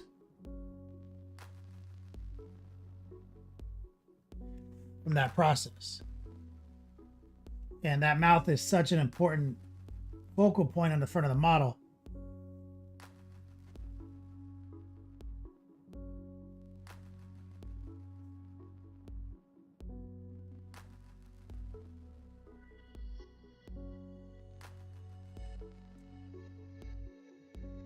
We get that nice bubblegum pink mouth. Good mouth feel. Recoil has Titan PTSD.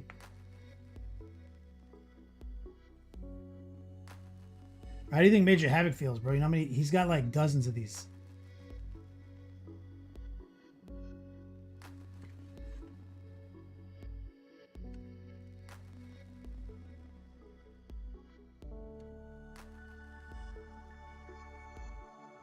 He's actually watched this series and currently applying it to his project, Recoil. Think about that nonsense.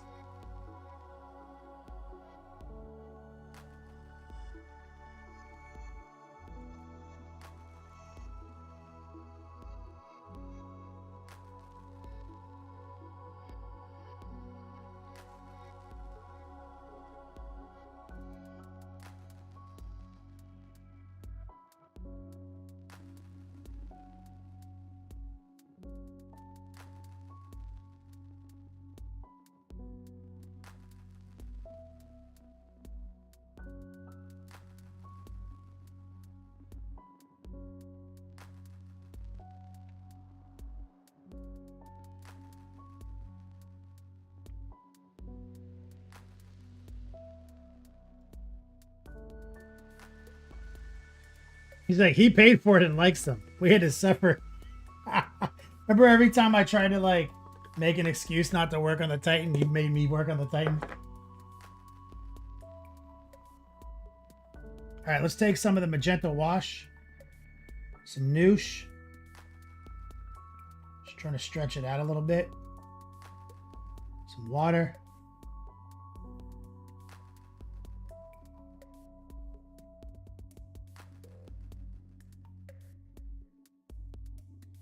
I'm trying to deploy it back in a couple spots.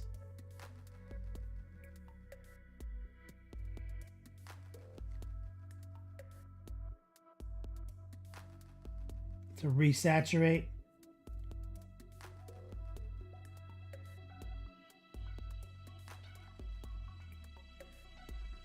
Using semi-opaque, a little wet. Just to bring it back into some of those deeper recesses up here. Can be a little bit more saturated. We lost some saturation due to the dry brushing of the white.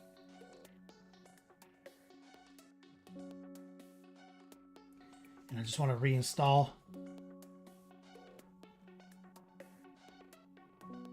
Create some nice borders around some of these features.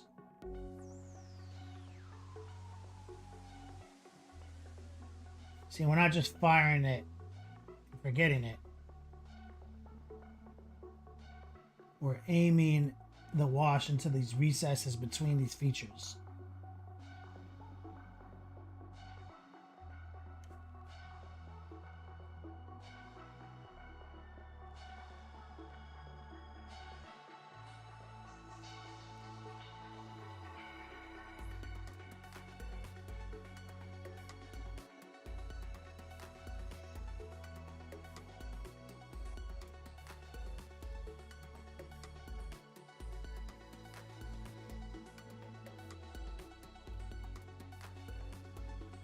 Mess with the exposure so you can see the details. Scooby Druid, the commissioner. So the sores and open wounds really pops. It's an important part of the model.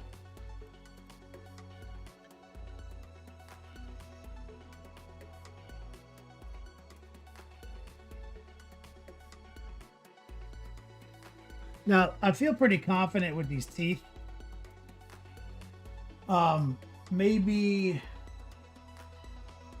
like, I don't think we need to really touch them, but if you were inclined to introduce another layer of effect, I would do that with Soft Tone from Army Painter.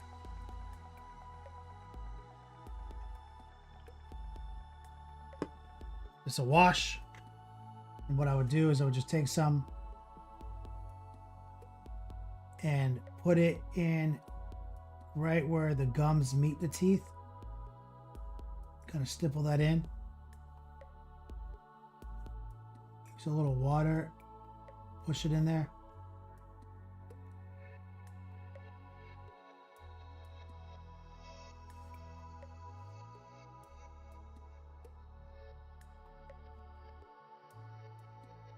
You can use the water to kind of tint the tooth a little bit, essentially creating a nice border between the tooth and the gums. And it does have a lot of warmth in it, so to help sell that tooth color.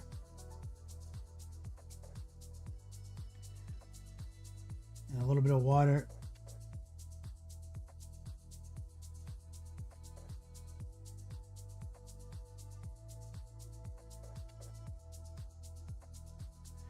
And so the teeth are just gray with some browns in them and then moving toward white.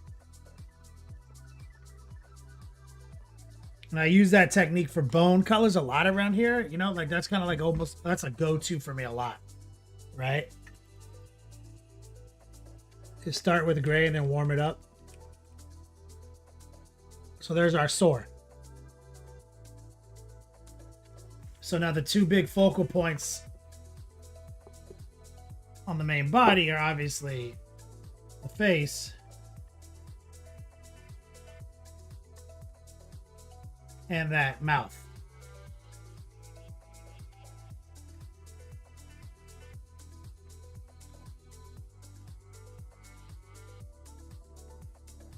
So now we have it. Now we can just go off the hook.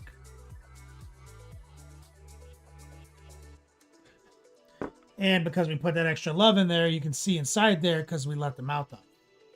And the head is still off. I don't know if it needs to be off, but I'm going to leave it off until I'm confident that I got a bunch of this stuff done. Because you see, we're still in the process of shading the skin. We airbrushed and dry brushed the skin. You can see here, this is just raw airbrush, dry brush. And then you can start to see where we introduced the shading here. And then on the front where we did all that other shading. Is that soft tone brown? Yeah, soft tone is like a brownish yellow. Scooby. Mac Boy says, I'm learning a lot. I'm learning how to paint. When I started painting miniatures 50 years ago, 25 millimeter Napoleonics. Oh, you're a boomer. Also using Umbro enamels, bro. Those suck so bad. That's how I started too. You use paints to replace.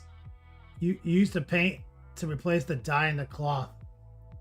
The only thing extra I did was black line the white belts, make it stand out a little bit. Those are so. I mean, that's how I started. I started painting 40K miniatures with enamels. So I was like, because I painted like model airplanes and shit. You know what I mean? I was like, oh yeah, this would be great. It was not great.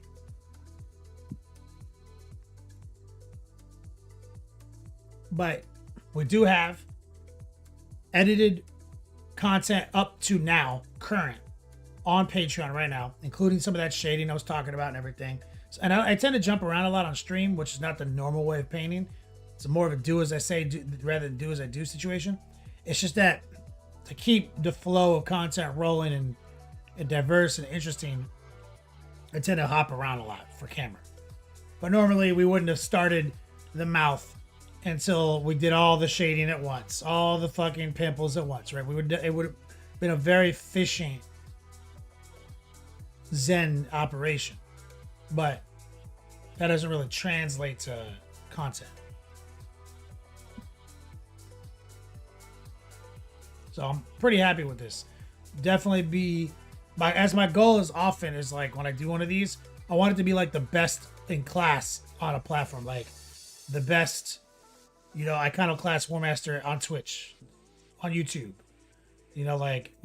So that's the best one that you've ever seen filmed. Because there's better ones out there. No one filmed it. So I always try to do like the best content, the best application, the best explanation of techniques, and the best result. So I'm pretty happy with this so far. Nurgle is a great palette cleanser to move off of, and it's a big Nurgle model, right? So we have a lot of action. So that's part of my sponsored content program. Shout out to Scooby Druid for sponsoring this one. Whereas with the Titan, it's just literally infinite clean panels, clean lines, trim, and it's dope. The result's dope, but it's like, this is fun to go to after you just broke your brain on that kind of geometry.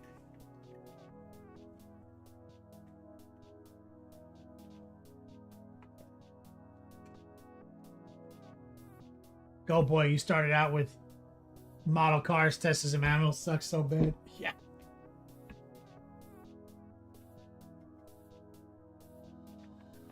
You know what? Let me not be lazy. Give me a second. Agrippa, when I was a kid, I wasn't given brushes, but I had a tester's paint set. Oh, dude, I know exactly what you're fucking talking about.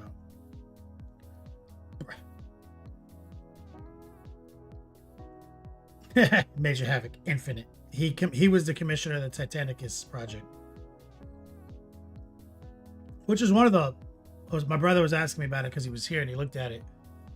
And he was like, "Why did that take so long?" And I was like, "It's a scale, man." Because he's like, "I've seen you paint fucking like 6 Night Titans in fucking 5 days." I was like, yeah, it's how I thought it was going to be.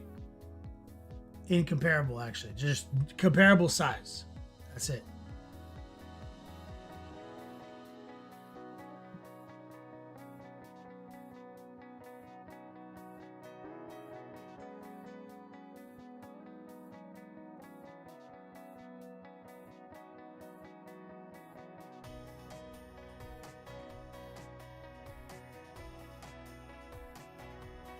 Cleaning my little brush off. And I have a nice new number 4 I want to clean.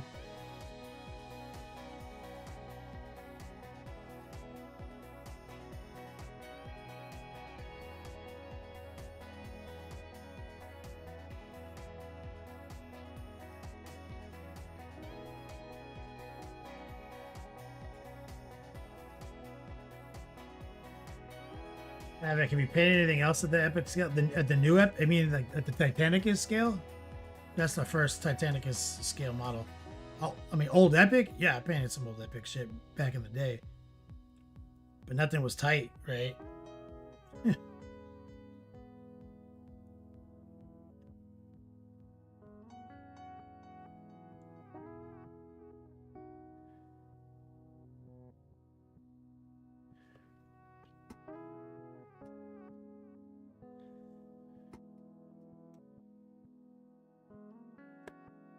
Nothing was tight back in those days.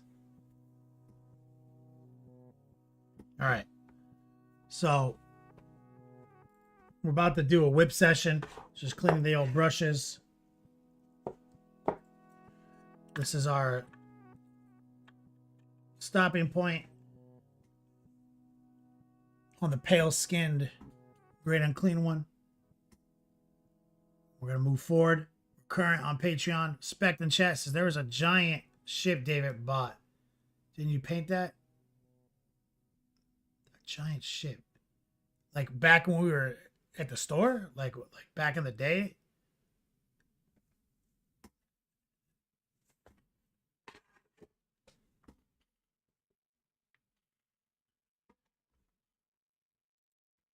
Like when we were all kicking it together? Some epic imperial ship. No, I don't think I painted anything for him. Maybe you think it's some. Maybe there was some like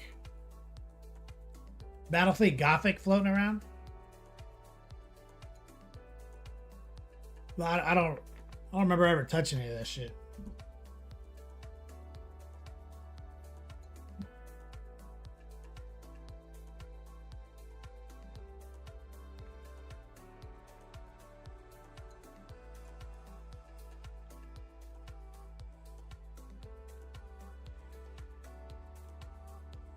I did a Thunderhawk once, which is, huge. Which David built.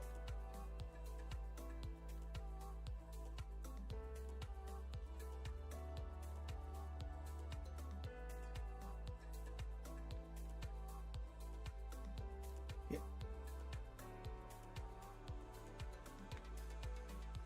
Were you in Colorado, Spect?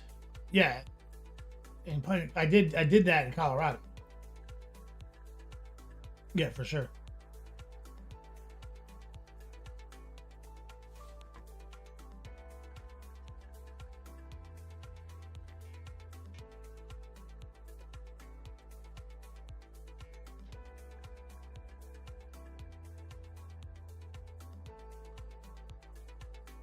All right, guys, let's do a whip session, but also let me bring this up. Wait, what are the tickets today?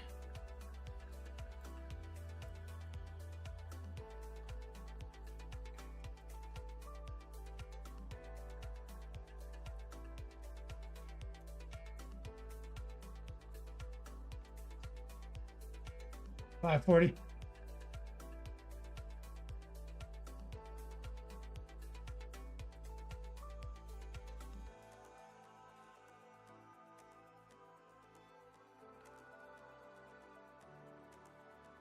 There's the third.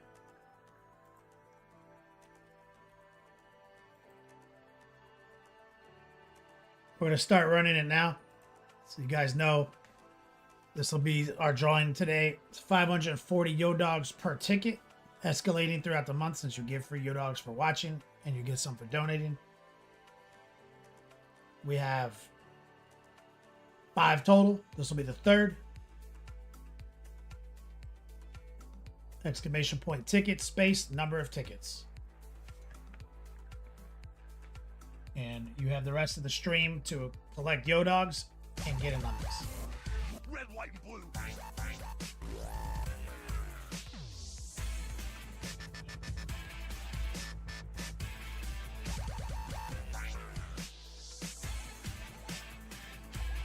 Oh, sorry. That was Captain Banhammer.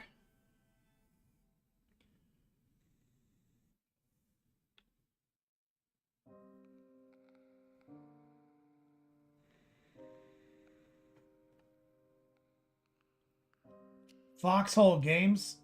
Francois, did you just change your name?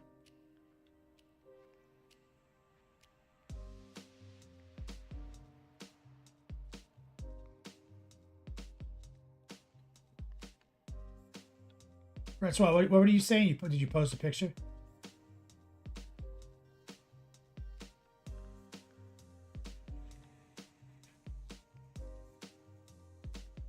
But it goes Lehman Rush for Halloween spect. Domino Effect, the final 4. We typically run a prize at the end of the month. But we always do. We run a prize at the end of the month, which is all the names of all the people in the final 4. So the top 4 donators any stream. And then we give away extra prizes to them.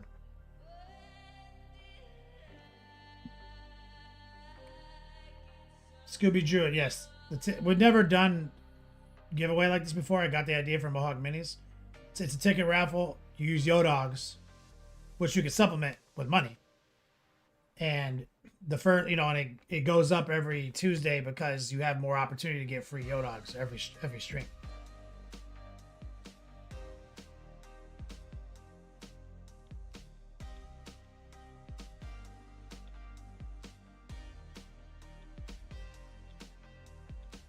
And you have the whole stream to get involved. I imagine Templar just sunk everything he knew he was going to spend into it. But just letting you guys know, that's we got about 55 minutes before the end of the show. We're going to do that giveaway. If you don't know what the giveaway is for, it's our new round of joke guys bags. Yo, Apothis UK, 105 months.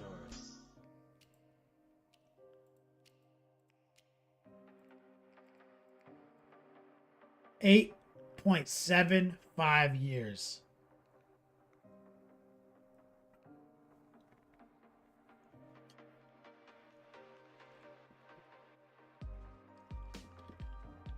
Other channel, Francois. All right, let's kick Discord open.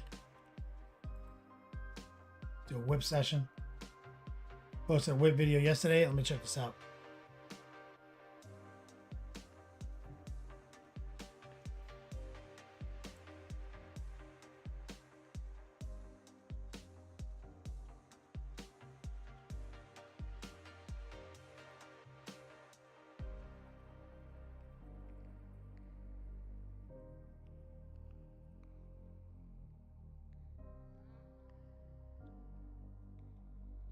A whip video, Francois?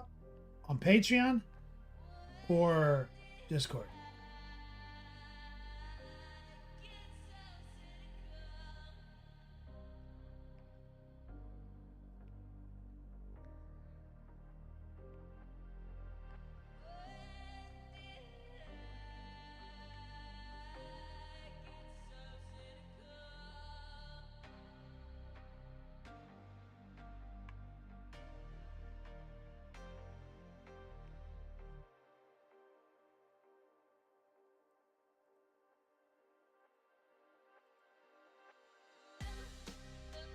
Oh, on YouTube.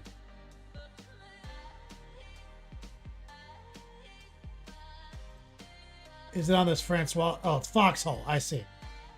I understand what's happening here.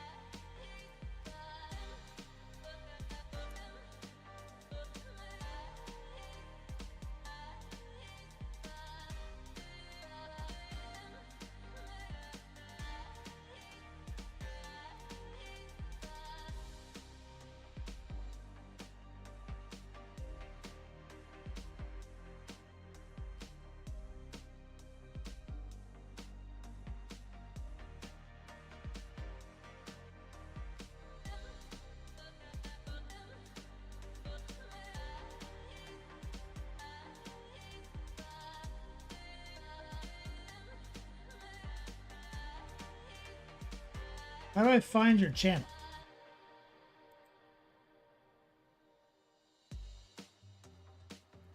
I straight type that in and I'm not getting.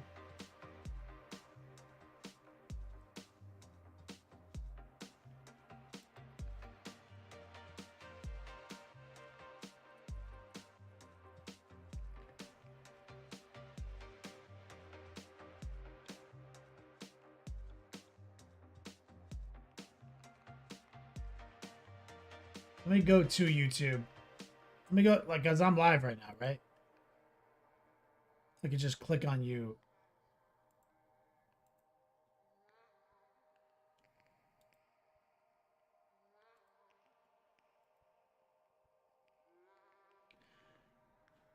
Yeah, I have this like, I have like a restream chat up with your name on it. It doesn't let me click it. I have to go to actually my channel.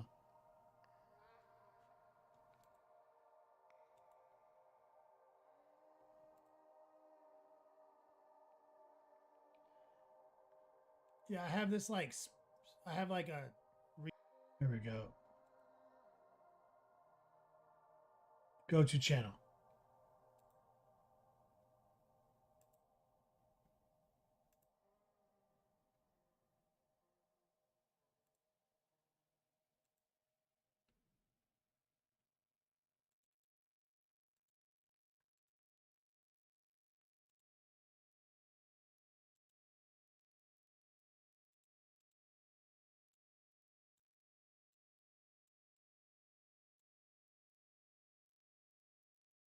There we go.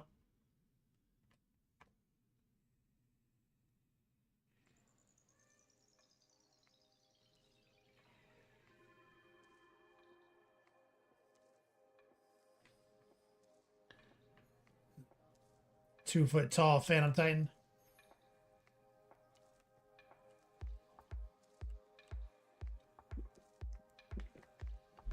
It's out of control.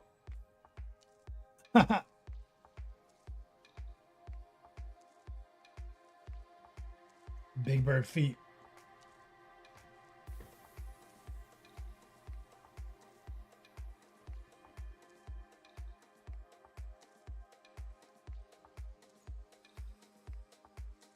Dr. D, now you didn't miss the drawing. The drawing's at the end of the show. I just let you guys know that it's happening now. Like, you guys can start interacting with it now based on math. In case you had to go away for dinner or something.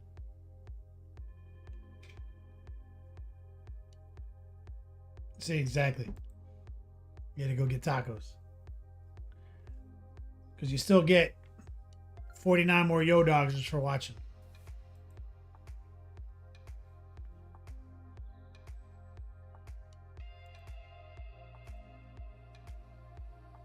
Recoil. Color test chart for Pro Acryl Expert Acrylics.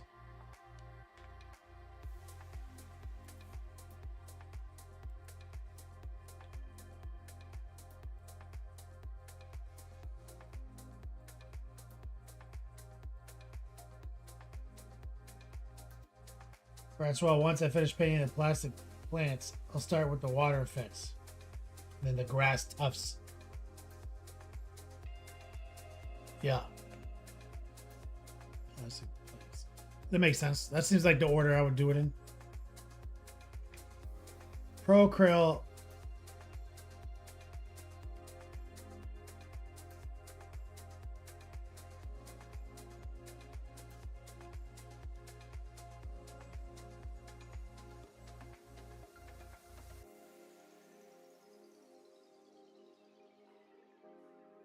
Wait, what is this? I don't know what the fuck this is. So you just took the artist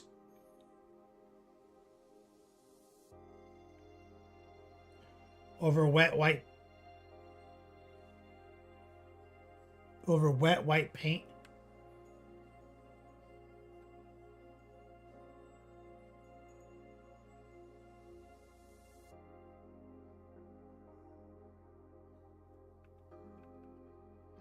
Oh, I see. I was trying to see what the I see the white.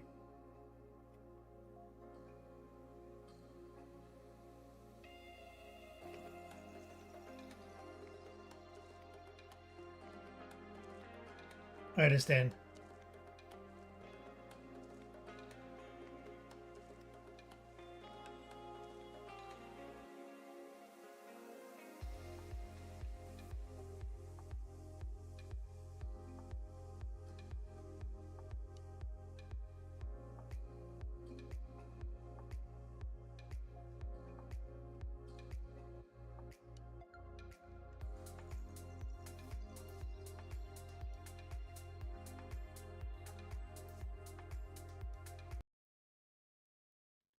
Oh, did I just close my music? I did.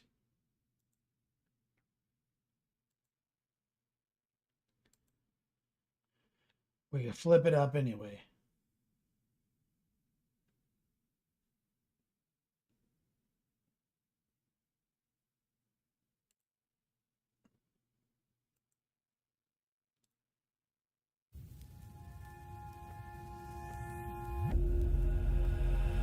I stood my ground. I've been working way too long just to tear it down. Hold my head up proud. There we go. Stare into my Recoil, that's awesome that you did your own science. I'm proud of you, man.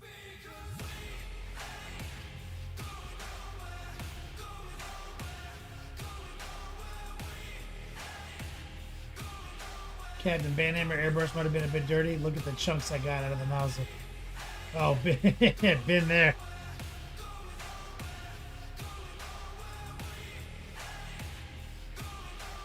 One step from Rob's notebook. That's right, War Pigment. I don't think Rob has anything that sophisticated in his book. That's vastly more artistically sophisticated than Rob's notebook. Rob's notebook is like, how much Windex to mix with this bullshit to make this dumb wash from 1998?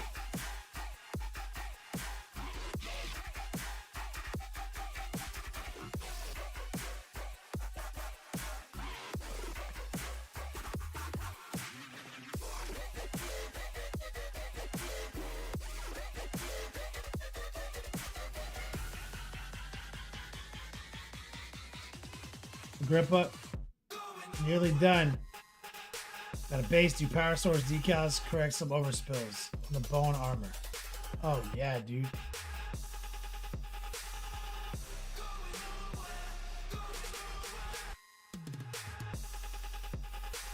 This is tight.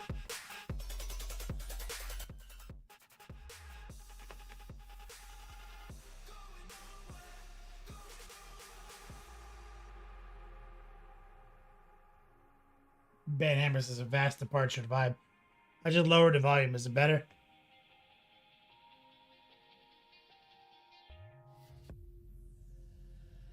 as I fall from the clouds. As I push my legs, they Mr. Wapple.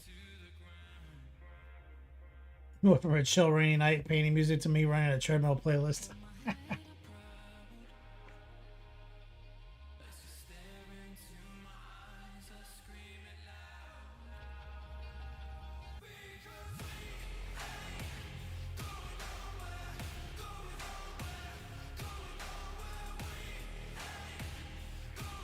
These look great, Agrippa. I love them. Rottweiler, you maniac.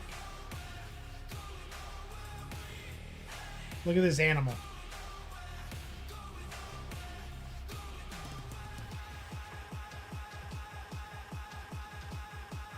Agrippa, you're liking the Blade Guard after hating them for a while.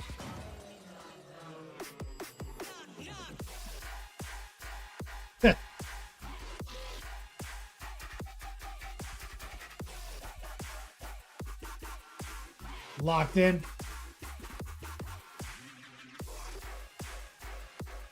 Rottweiler's the reason no one can get these.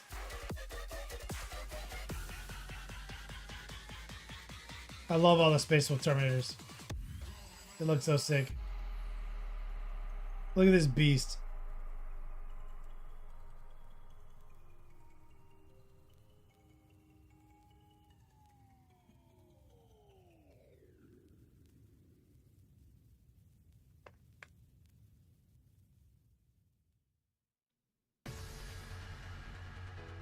I love it.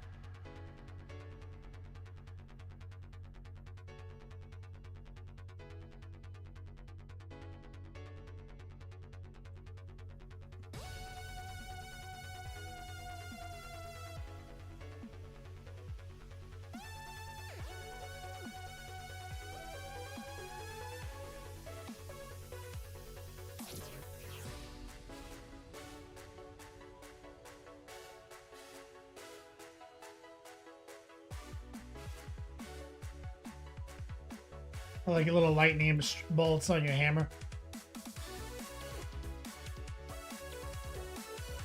The new Kenny sculpt, Dr. D. Soon, when I lose my hair.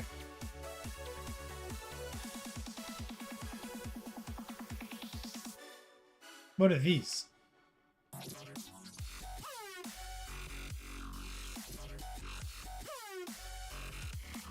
We do a little tattoo.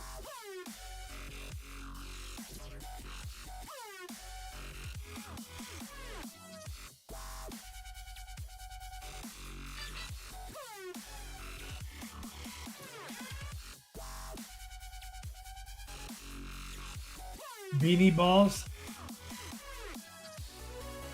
What's the new tech? Do they have any Sanrio beanie balls? I have a lot of squishmallows.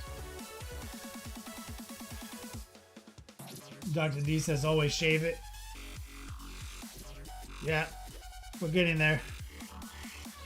It's getting a little thin up top.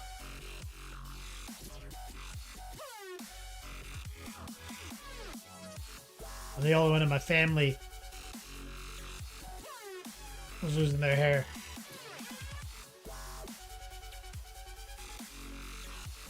Even my grandpa had all his hair at like 92.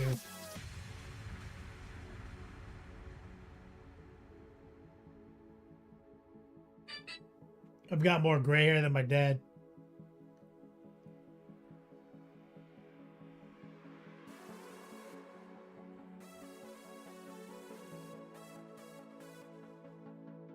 Rottweiler, thank you.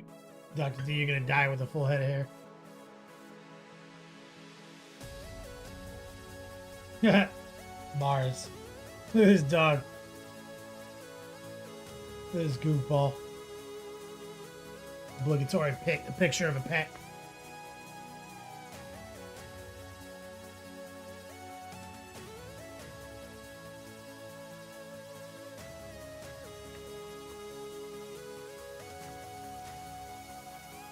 Mars high as balls on her way to the vet.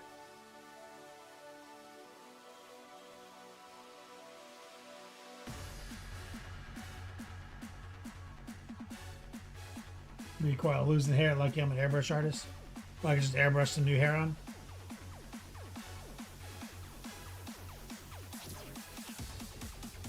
Uh-oh. Hey, another AI food pick from Rottweiler.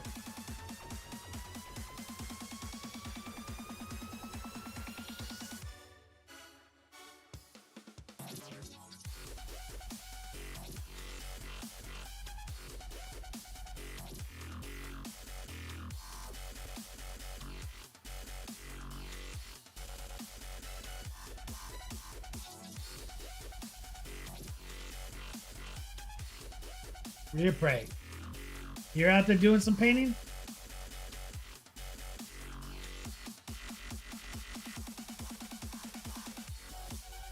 You're not your 1980s chrome windshield effect.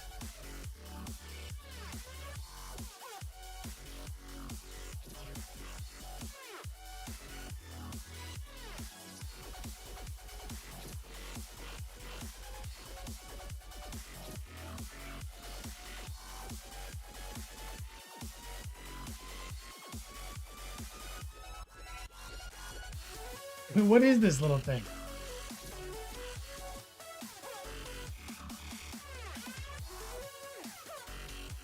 You're like a little cat guy.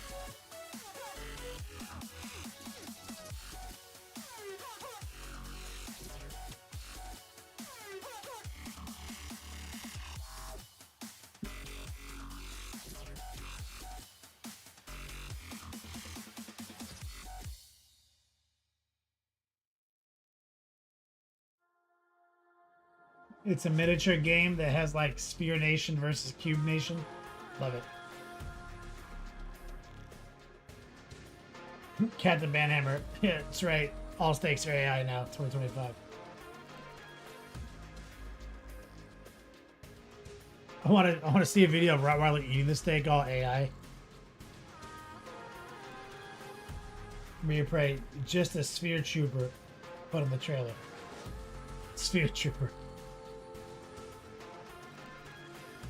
Love it. Yeah, this thing's tiny.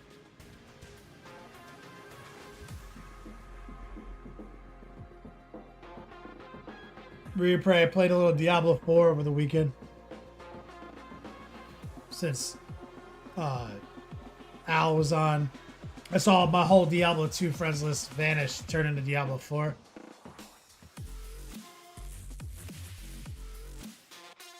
So I've been flipping trades on JSP from Diablo 2 and turning that into Diablo 4.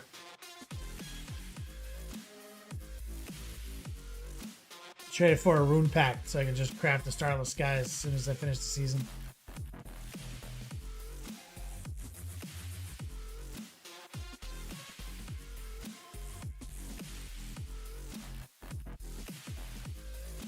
Pray, how's the new season? Like last season.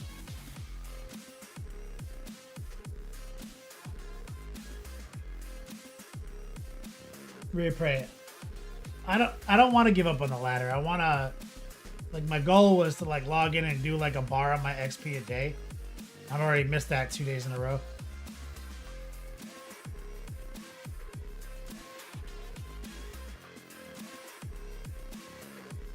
My barb slaps right now.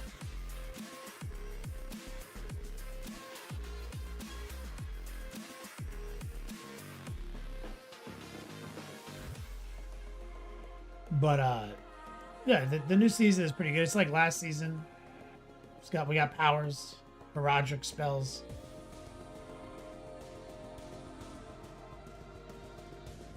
We got a new Nightmare Dungeon mechanic. Fix some of the bugs, nerf some stuff, buff some stuff, some new gear. There's a new barbarian build I'm messing with right now.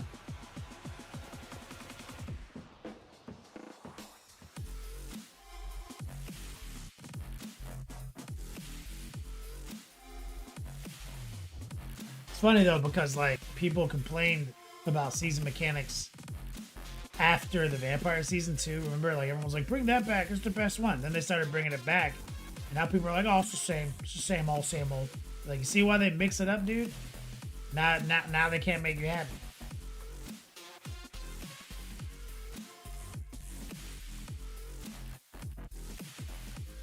Banhammer, 15 more ghosts underway. Here we go.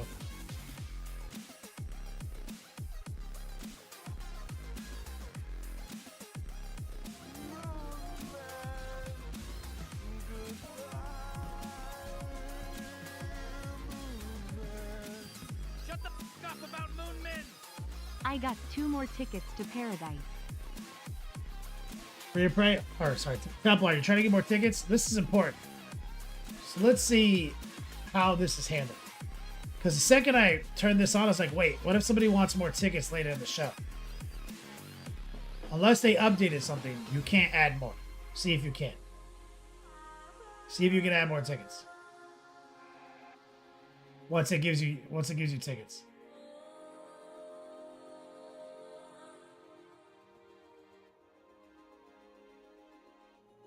So you have like a parentheses.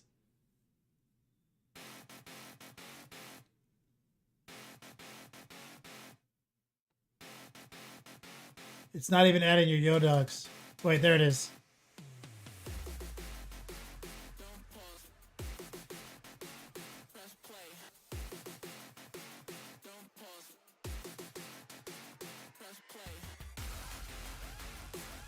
So it won't let you.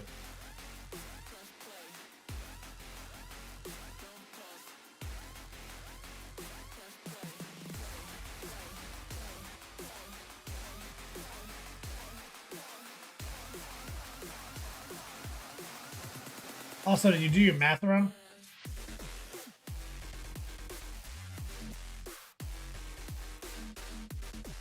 I feel like you did your math run too.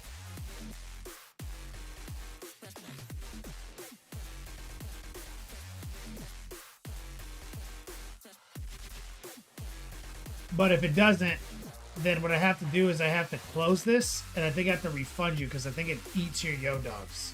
We've had this happen once before.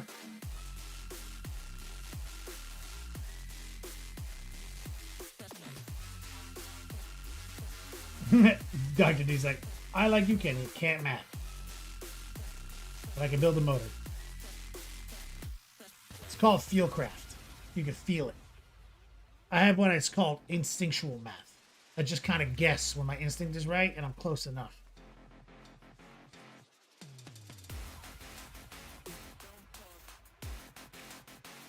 Captain Banhammer, I love it.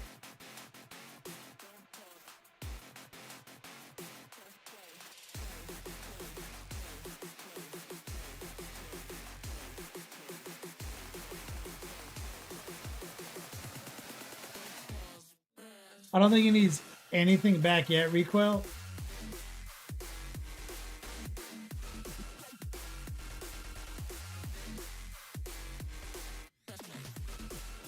Guys, go Thraka on YouTube. You got, sorry, it's a Twitch thing.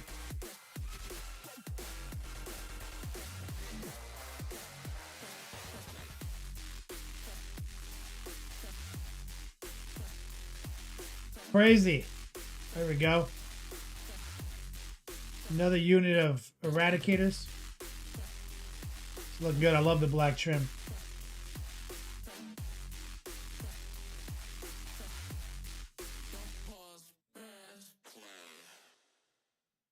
And what we've been doing, guys, we do 2x Yo Dogs on the Fridays in between.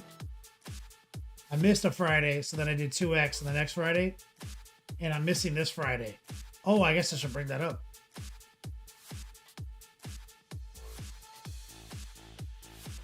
So I'm not going to be here this Friday.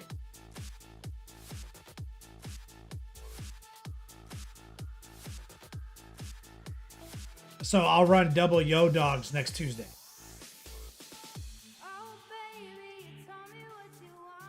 I ran double Yo Dogs last Friday because of something like that.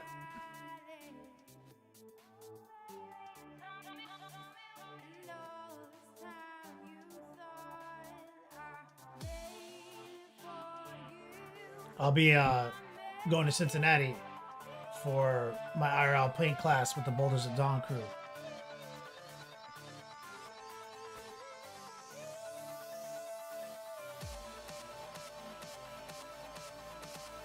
That's right, Recoil.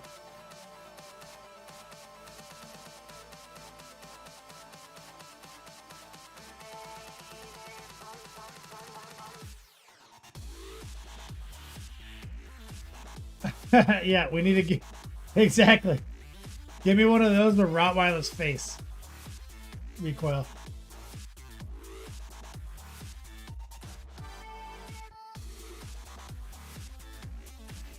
Give me some nonsense like this.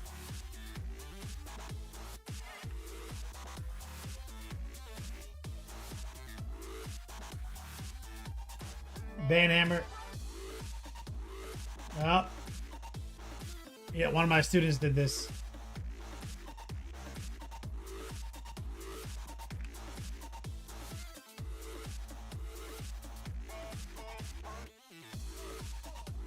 Can't you get like Rottweiler's face and send it through AI to do something like this?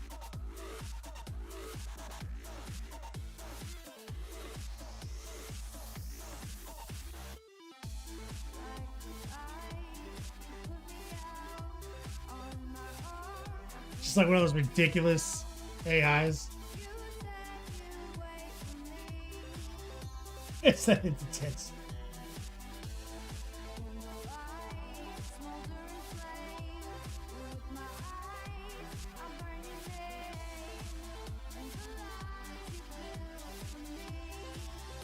Alright, gonna get back to it. Keep me posted, Templar, if you're trying to get in another ticket. Let me know how that works. So if I have to use some emergency protocol.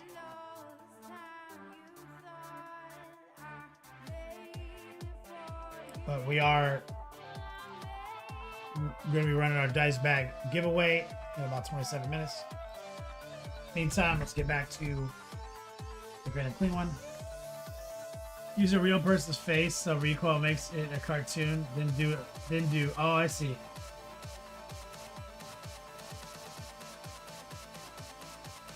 Make it a cartoon. Yeah, I see what you're saying. Just Rottweiler, just AI scarfing fucking steaks.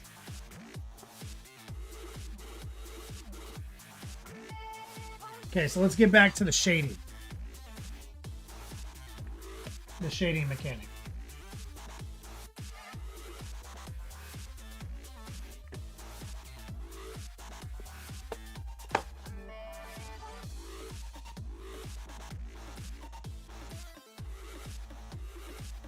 So we want some mahogany, jade,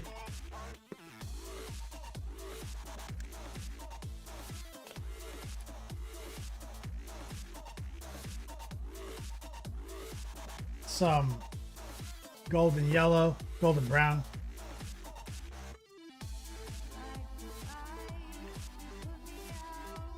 And what we want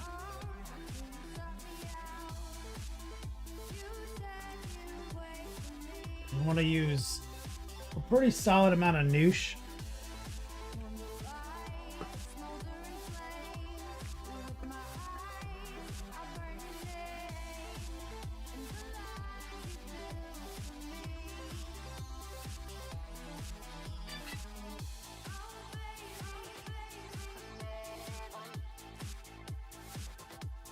So we want some brown, jade, and golden brown.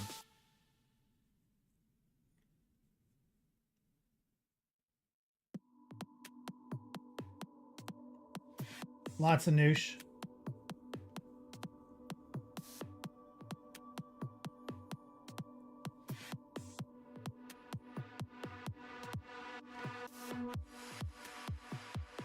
We want to take this.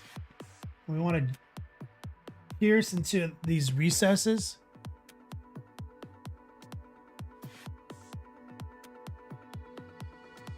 Using the heart pull.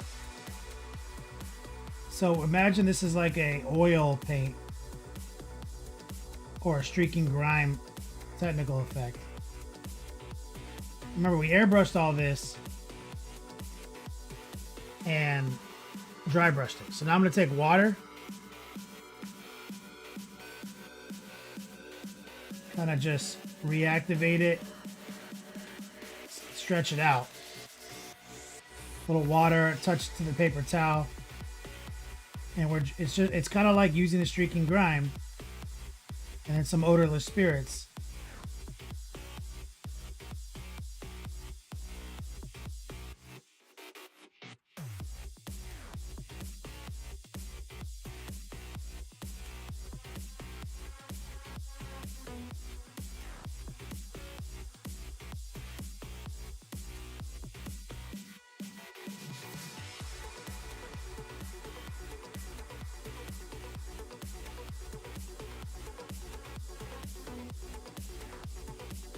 Oh, what'd you get? I'm going to take a little warm white. While some of this is still a little wet. And run some warm white back over it.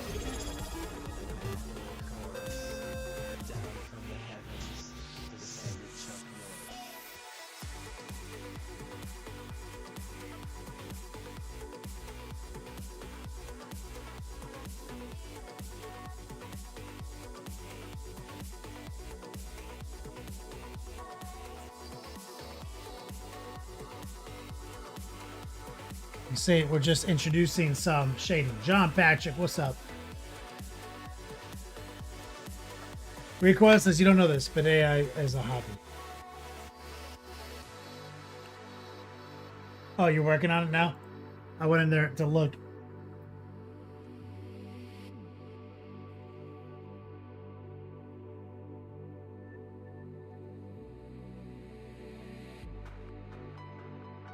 you remember back in the day when everyone just photoshopped celebrities doing stuff they never did? And now we have AI.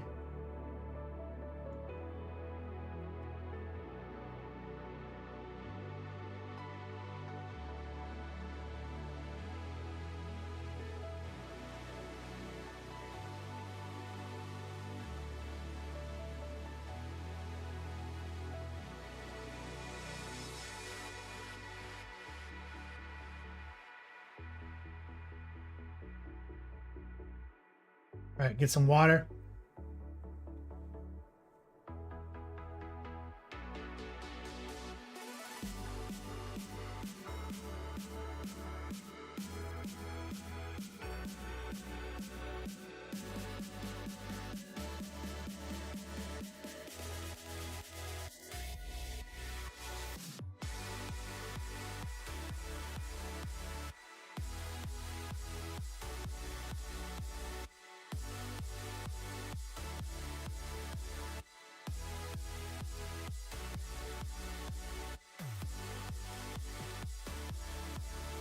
He's got some pox right here.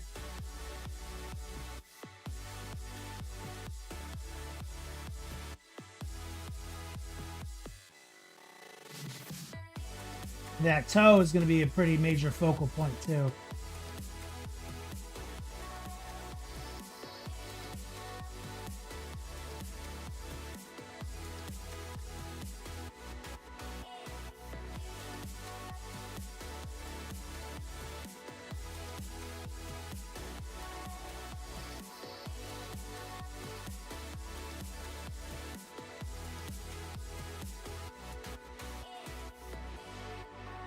With moisture.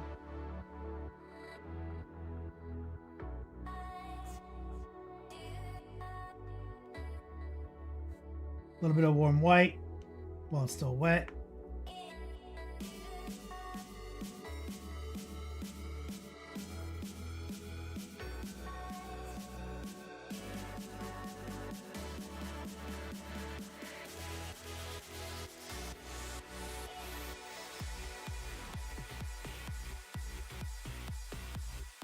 See, while it's still a little wet, we're able to still abuse the capillary phenomenon.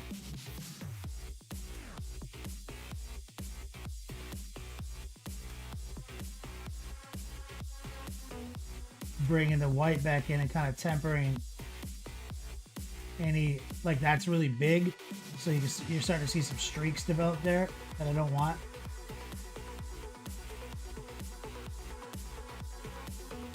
Recoil, think it's a masterpiece of A. Is it? Oh, is it in there now?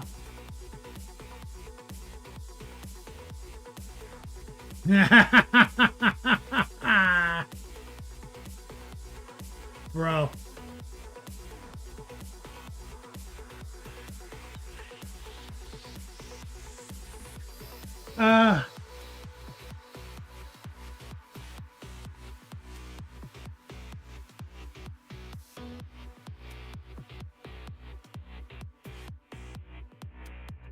Dude, it's legendary.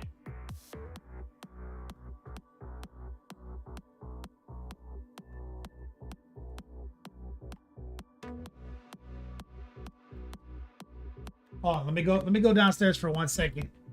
Be right back.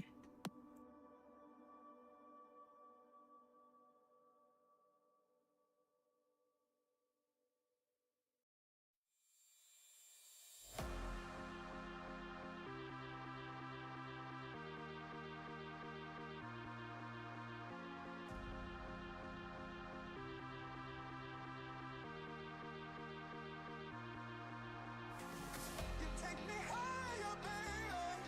You take me higher.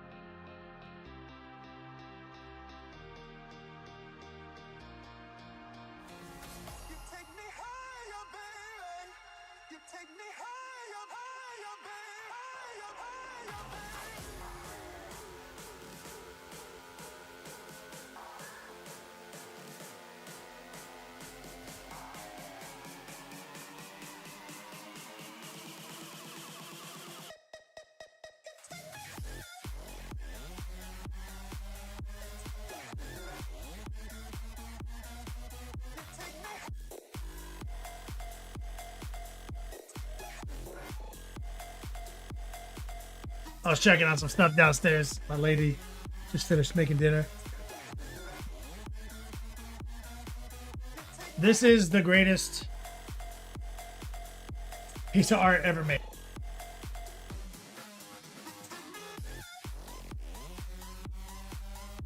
So, send me the. Yeah, I'm gonna do something with that. Take it out of Discord and send it to me, so Rottweiler doesn't see it.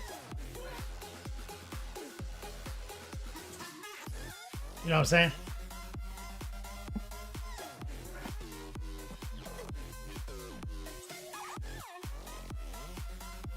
Oh, you already sent it to him? Let's get a little bit of the warm white.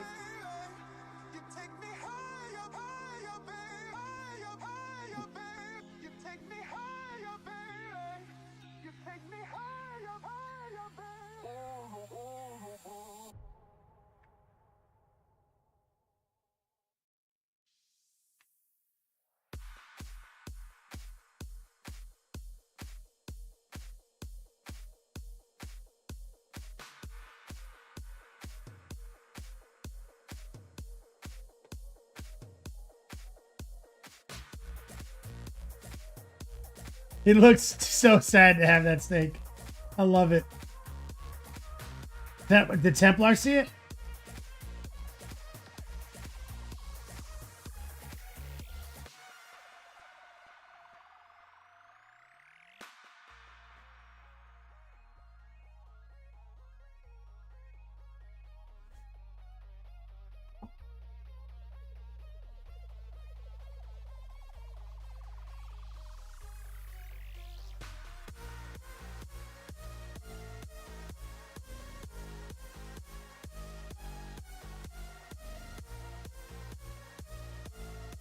Man, this technique is so good.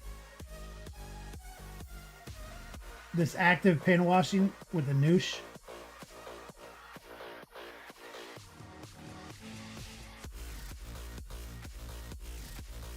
Let's get these textures right here.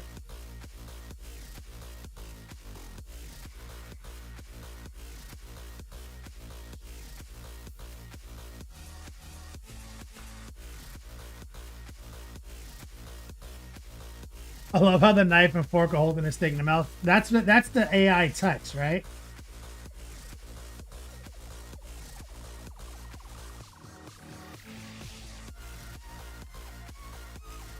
That's what sells it as a work of art.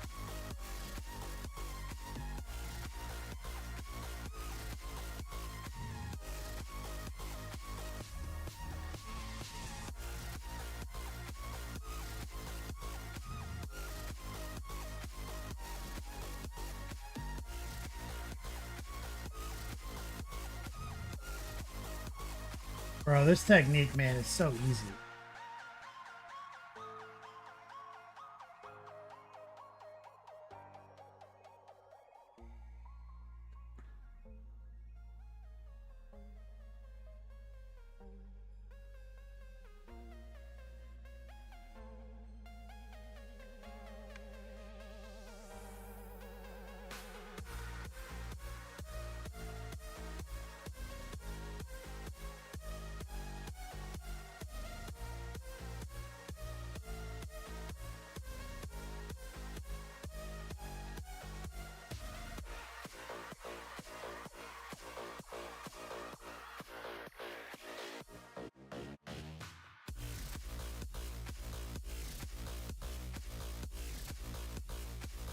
Get a little bit of the warm white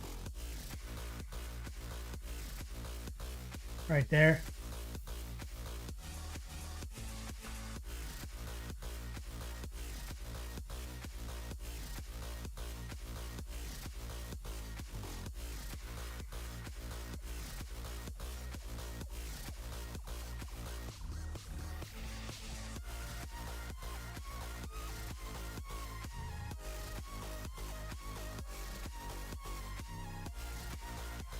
Look at all that shading. How awesome that is. Taco says, how important is basing on a model this size? Like this base right here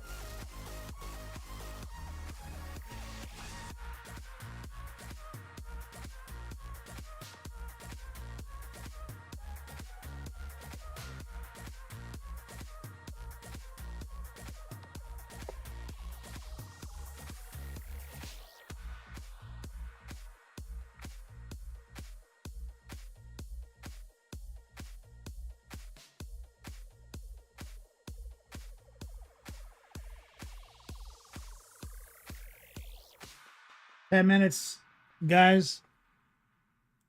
As a reminder, we're going to be pulling our raffle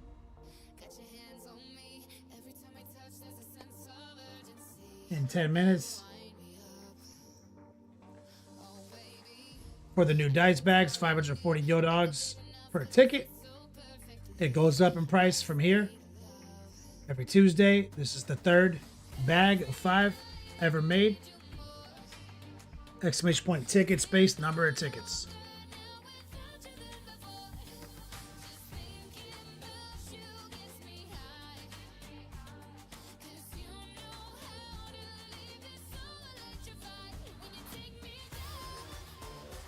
So make sure to get some of our shading into this region right here.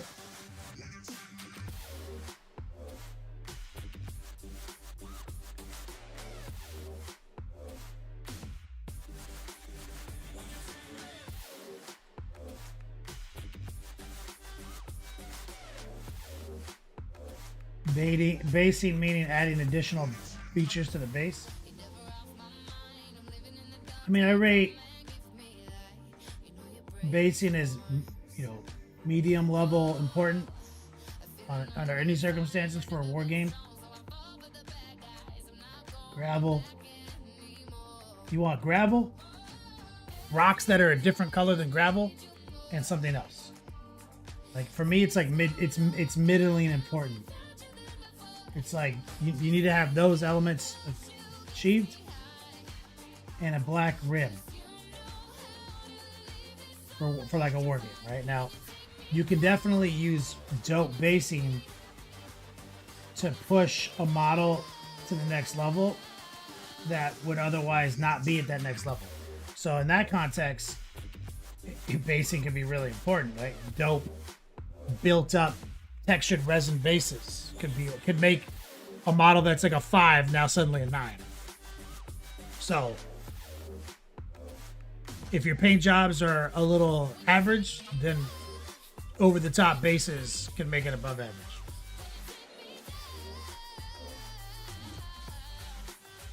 Scooby Druid. If you use soft tone to this, you mean if you? I mean, you could use soft tone and do a little active washing for sure. But I'm trying to add colors, Scooby Druid, right? Like I'm not trying to just make the same colors darker and brighter. This mix has mahogany in it, the common link being this, and the new thing being this, right? So that we're adding a feeling to something this big. You could definitely not be that artistic about it, for sure.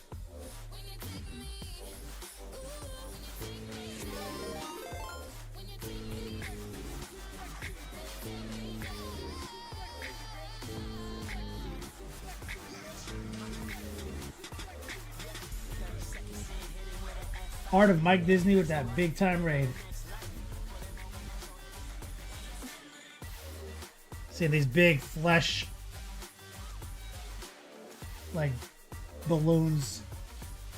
We're just kind of pushing it in where we need it. Take a little water. Smooth some of that out. Take some of the water off. Let me get some strong man love and chat from my man Mike Disney lurking and jerking.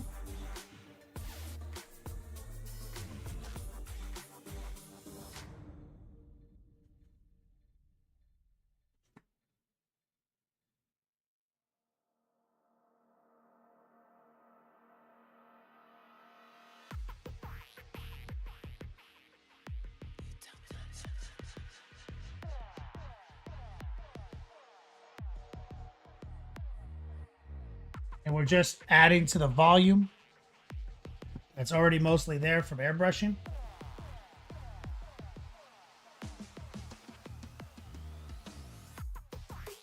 Francois says that my base is like half the model, so it's a lot more important than something like a great and clean one, which doesn't have much base. Good point.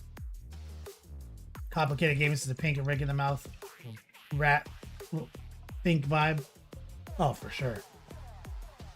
Let's take a little warm white. Okay, here's my theory. Whoever made that noise made it intentionally.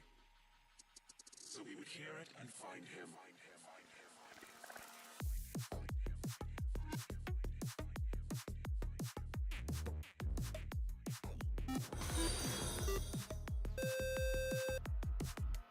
We're using that.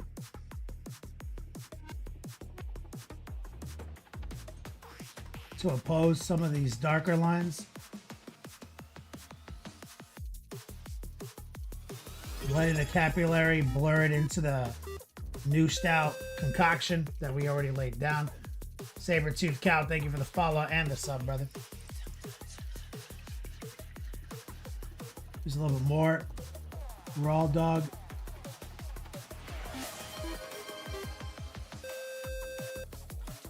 Right there, you see?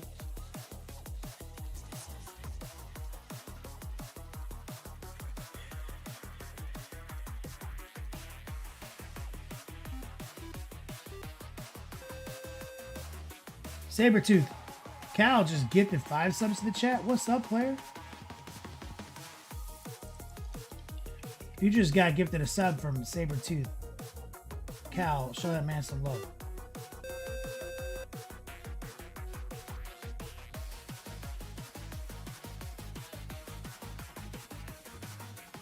And so we're using this shading technique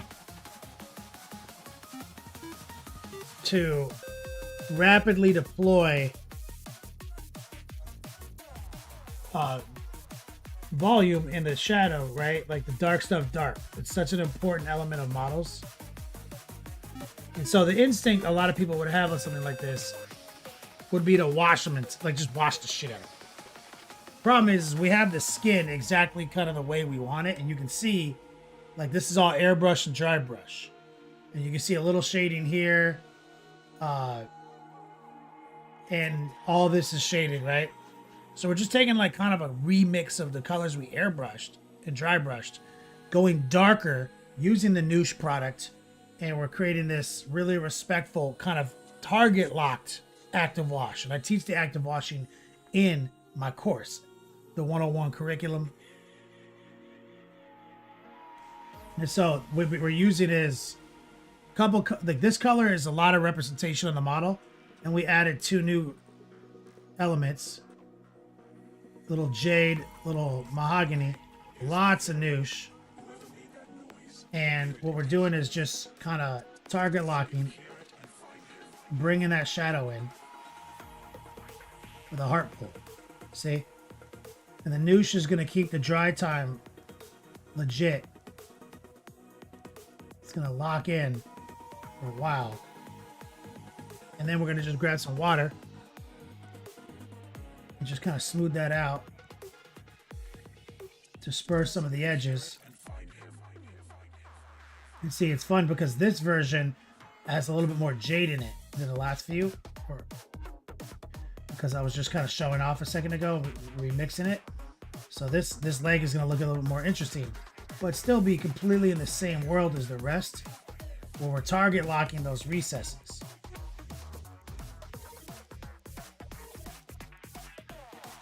And so if I put a big wash on top of everything, that wash's filter would distort the skin tone that I have.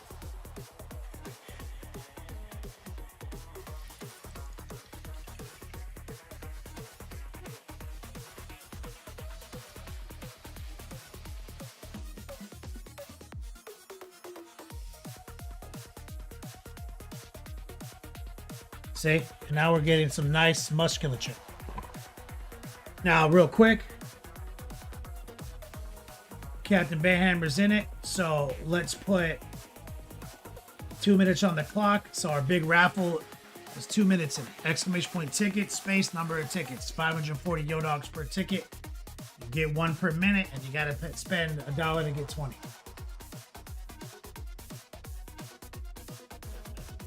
So this is the 3rd of 5 dice bags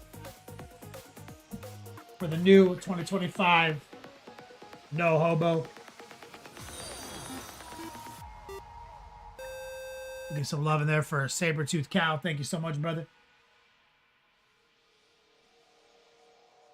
Trash baby. Nice shirt. Thanks. Rinse this. Put this down.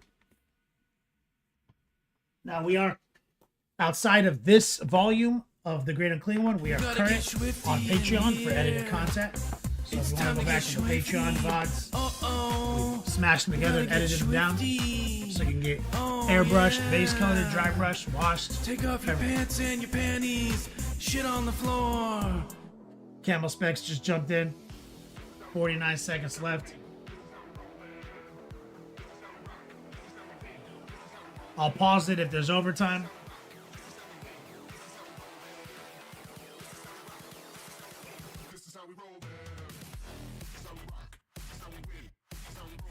So Templar is a 50-50 this time.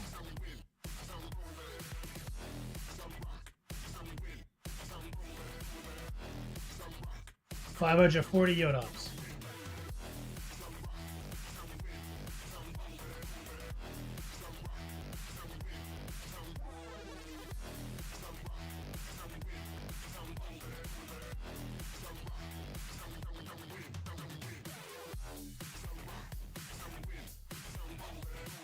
All right.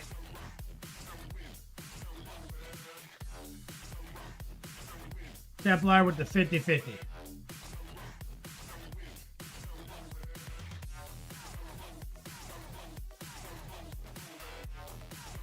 There we go. Camo Specs. Templar's getting shit on by this giveaway.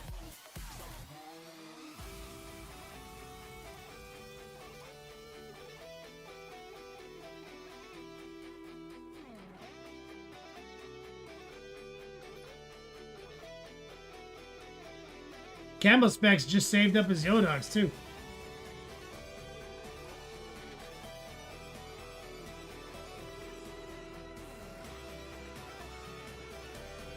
I mean, there's a whole new strategy to it, right?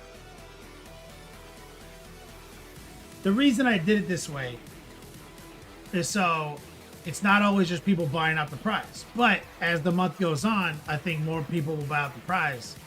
But Camo Specs just saved his Yodogs up, put an entry in, proving no purchase necessary. It's not gambling, Twitch. It's not gambling. No purchase necessary.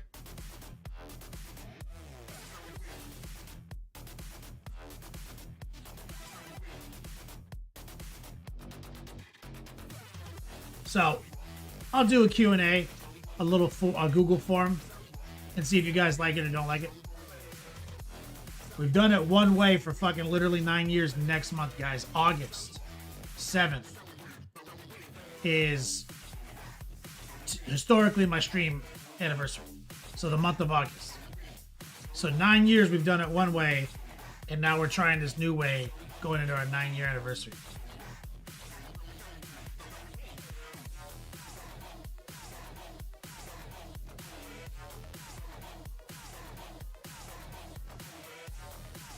Sabertooth Cow says, got to add that to your Twitch overlords. Yeah.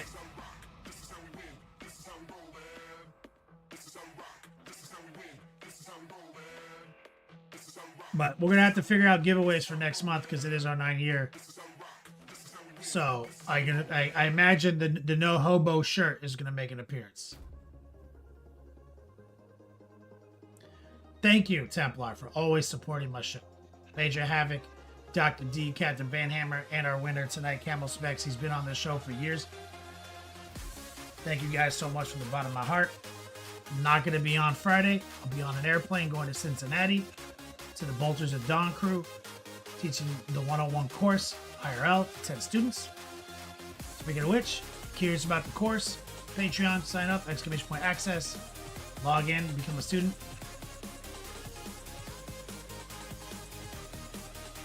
Shout out to Coil Daddy, our mod. Hopefully you enjoyed your content tonight. All the content gets edited down and reposted on Patreon, since now Twitch kind of jacked me up on being able to store stuff here. So 100% of my archive is on Patreon through my video that I paid a ridiculous amount of money for. $1,500 a year.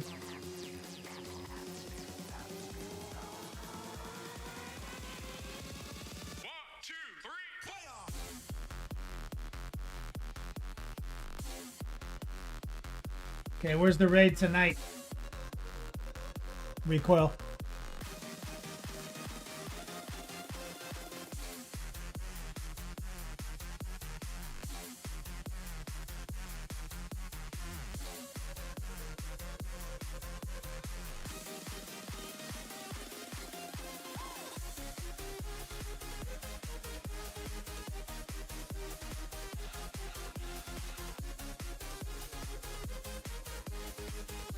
Right.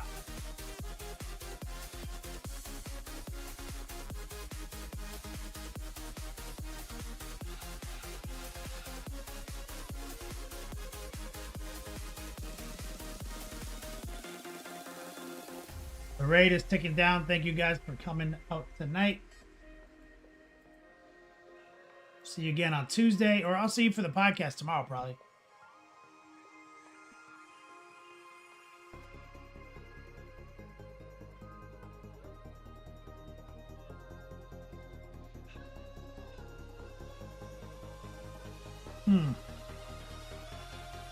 As always, until we meet again, play on, players.